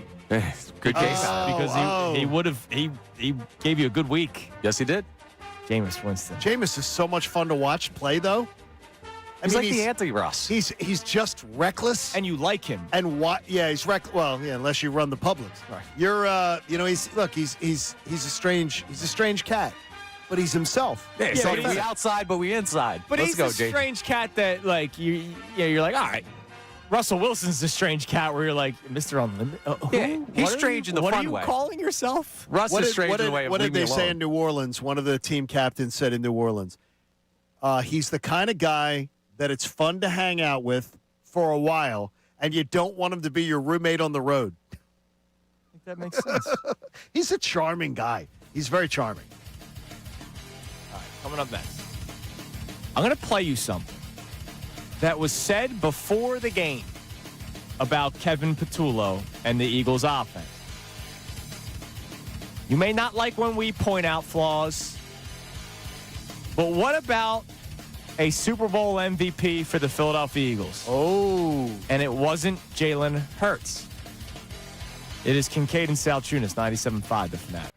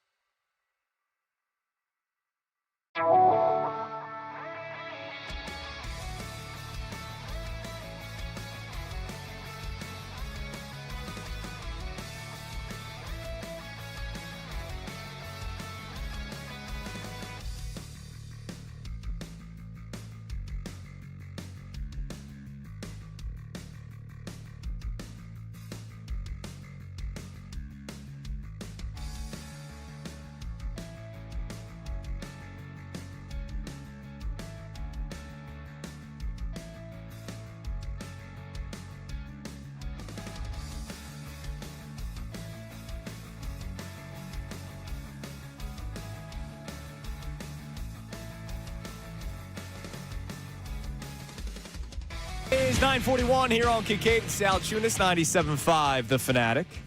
Middays with Marks coming your way at 10 o'clock. Johnny Marks back. Sean Brace will be working the show with him today. Of course, Ray Dunn as well. So make sure you're listening to Middays with Marks, which should be another adventurous show.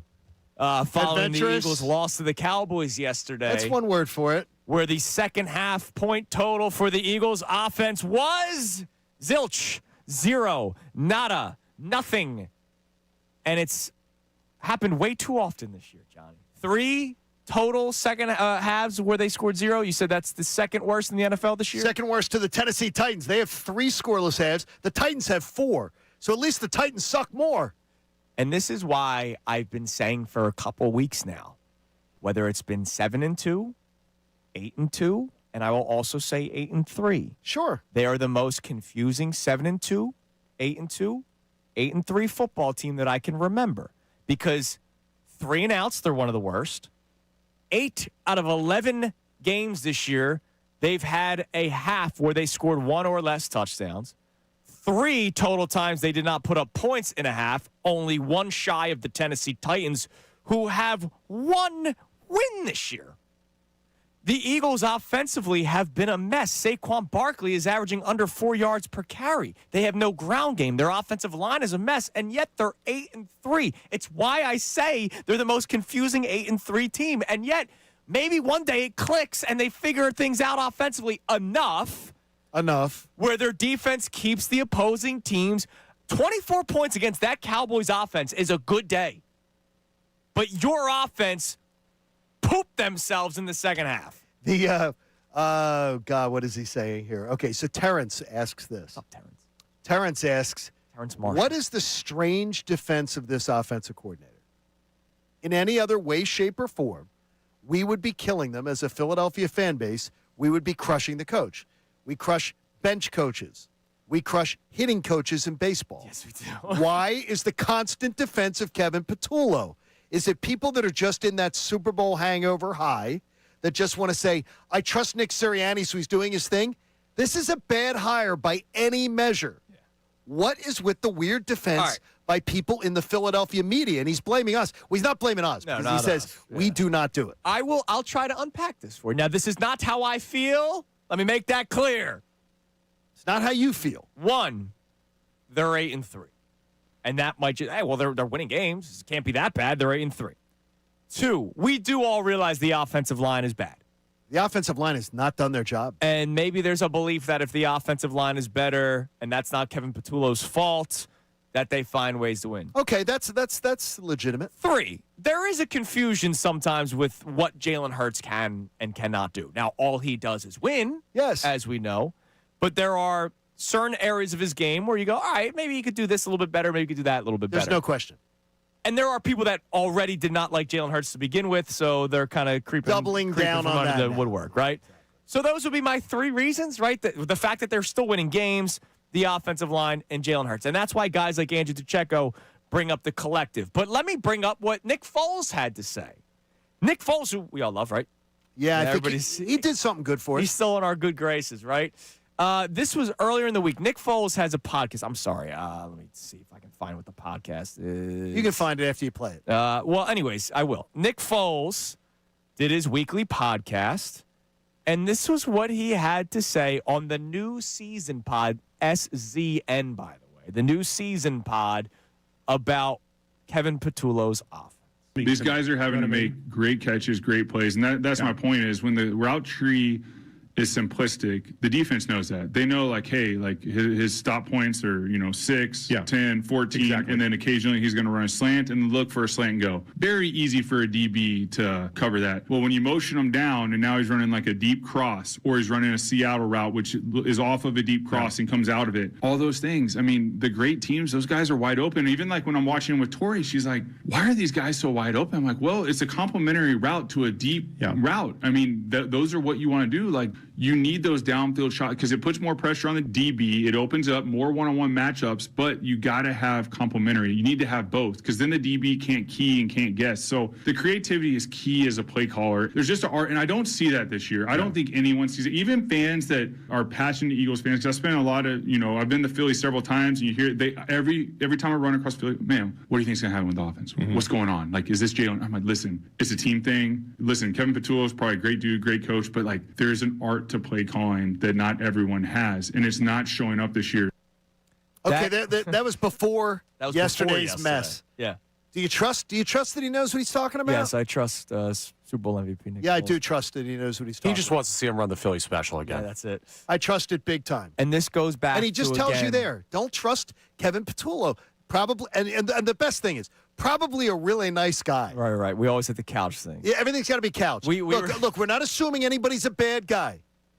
But come on. We were talking about this off air last week. The guy that started all that was Brett Brown. We always had to say Brett Brown's a nice guy. And everybody, like the precursor. The kid is a baller. I don't care. Look, it's great to say someone's a very nice guy. Most of the guys that I meet that I've ever covered, yeah. I say they're nice people. Okay, get that out of the way. We don't think people are bad people. Yeah. Man.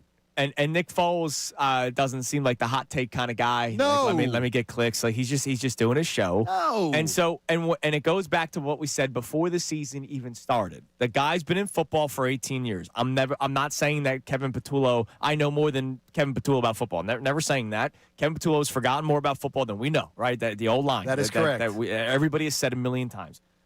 There is an art though to calling plays. He just said 2, 3, 4 steps ahead, knowing, all right, when I hear Patullo and Sirianni always bring up, well, 2nd and 12, then this happens. You should be prepared if you are in 2nd and 12. And odds are with this team, you probably will be because that's happened a lot. You've been behind the sticks a lot this season, man. So when you are always it's almost like they're caught off guard every time they have a negative play. Like it's like, wow, what happened there? Didn't expect that to happen. It's unbelievable. Like it's just Nick Foles said it there, and that is before yesterday's game. Yeah. He said it. Quote, yeah, Kevin Patullo's probably a really nice guy, but there's an art to play calling. Yeah. Flat out. Stop with the excuses. There's an art to it. He doesn't have that art. And look, some play callers get figured out like after a year or two. This is his first year, and he's already been figured out. Oh, he's completely figured out. Now, some of this could be also on Nick Sirianni, and Sure maybe that's one of the other 4 reasons. I should add that one to the 4th reason. It's Nick Sirianni's identity of an offense of not turning the football over, so we have to call all the careful plays, and maybe, but like. Okay, wait a minute. But why? Wait a minute. Was this not Nick Sirianni's personality last year? Yeah, it was. So then we can throw that out. Yeah, I agree. Because Nick Sirianni's personality was this personality last year. But he had a competent offensive play caller. He had a guy who wasn't over his skis. It's completely different. Yeah. And by the way, he wasn't needed to chime in last year. They didn't need him to chime in. But he was there all the time. But he was there, yeah. He was there. Kevin Patullo. What do we got? What do we got on the text line, Connor? Anyone feeling good about the Eagles today? Yeah, no, they're not. Jim from Souderton checks in, says, I think the number 1 seed is over. I think Rams lose 1 game rest of the way, maybe 2, but I think the Eagles lose 1 or 2 or more. And I was reluctant to think that Kevin Patullo stinks. I figured just give him more time for a new gig. Well, I've seen enough. He's making Brian Johnson look like Bill Walsh. I mean, I didn't feel much better with Brian Johnson, if I'm being honest with you guys. But I felt worse with Brian Johnson. But here's the deal. The give him 4 weeks. All right, I understand it. First 4 weeks of the season, continuation of the preseason, la la la la la. Well, this was the Connor. I don't want to misrepresent. This was the Connor mentality. Absolutely, I think that was patience. Give him the patience, but it showed out. Do you remember what I said? I'm done with patience. Yeah. Week 6, New York Giants, Thursday Night Football. Screw all that. We got to win. Right. Like we got to move on. And it was over. And we are now in week 13. Well, that's bad. Not great. Bill Colorulo has chimed in. Oh, really? What did you say, Bill? Hi, Billy. On X. What's up, Bill? Can the Eagles please stop acting like a 5-man defensive front is some sort of exotic look that would need extended practice time to prepare for? What are we talking about? It's a basic front. That's pro Sirianni. No, that's negative to Sirianni. Yeah. No. But it's. Can the Eagles please stop acting like a 5-man front is some sort of exotic look that we would need extended practice time to prepare for? this is coming off of Landon Dickerson talking about Yeah, I how they understand. didn't practice. But much. no, this is a stop talking about it because the coaching staff didn't prepare them for something which they should have been preparing them for. Yeah, This I agree is- with Johnny I don't on this think- Yeah, one. I think this is a. I thought that was a pro Sirianni. No way is that a pro You can't be Sirianni pro tweet. Sirianni. He didn't have his team prepared for something basic. Or if somebody, I'm going to tell you, Landon Dickerson's not lying. Yeah. Landon Dickerson is not lying to you. He may have misspoken by speaking the truth, maybe where you're not supposed to. Right. But he's not lying to you. Landon Dickerson's not lying. Now I got I'm gonna somebody. tell you Now I that. got somebody sending me what Jalen said. After they won the Super Bowl about Patullo. Yeah, well, it was the It'd truth. be a different role. Like he goes, Jalen Hurts warned us. He warned us about this. His job would demand something totally different of him. I have That a he's lot of never done, confidence but in yeah. him and what he's shown, but over the years, I've learned that's out of my jurisdiction. Yeah, I think that's one of the most misrepresented quotes. No, What do it's you mean? not. He gave him no. He gave him nothing, dude. Yeah, I know. You know why he gave him nothing? Because the last time he backed the guy, he caught a bunch of crap because Brian Johnson was terrible. So he said, you know what? On this one, I'm not touching it. No, because he knew because his initial instinct was, yeah, that would be a totally different role for him. That he's not. That's not. He's telling us he's not prepared for this. You know what that was, Connor? That was Jalen, because Jalen Hurts is obviously a very stoic, robotic person. That was Jalen Hurts' Bryce Harper curveball machine moment, where he laughed about Gabe Kapler and the curveball machine. Jalen's like, he's never done that before. He's never done that before. It'd be a totally different role for him and everything. But Tell us about life-saving cancer I'm telling research, you, please, Good. I Johnny. wish he'd listen to. Hey, H&H Heating and Air Conditioning, they're great folks. They made a donation to the AACR, and you can too. Go to 975thefanatic.com/AACR because I'm living proof 3 times over. The cancer research saves lives. All right, Middays with Marks comes your way next. At least it was just complaining about the game and not necessarily drama today.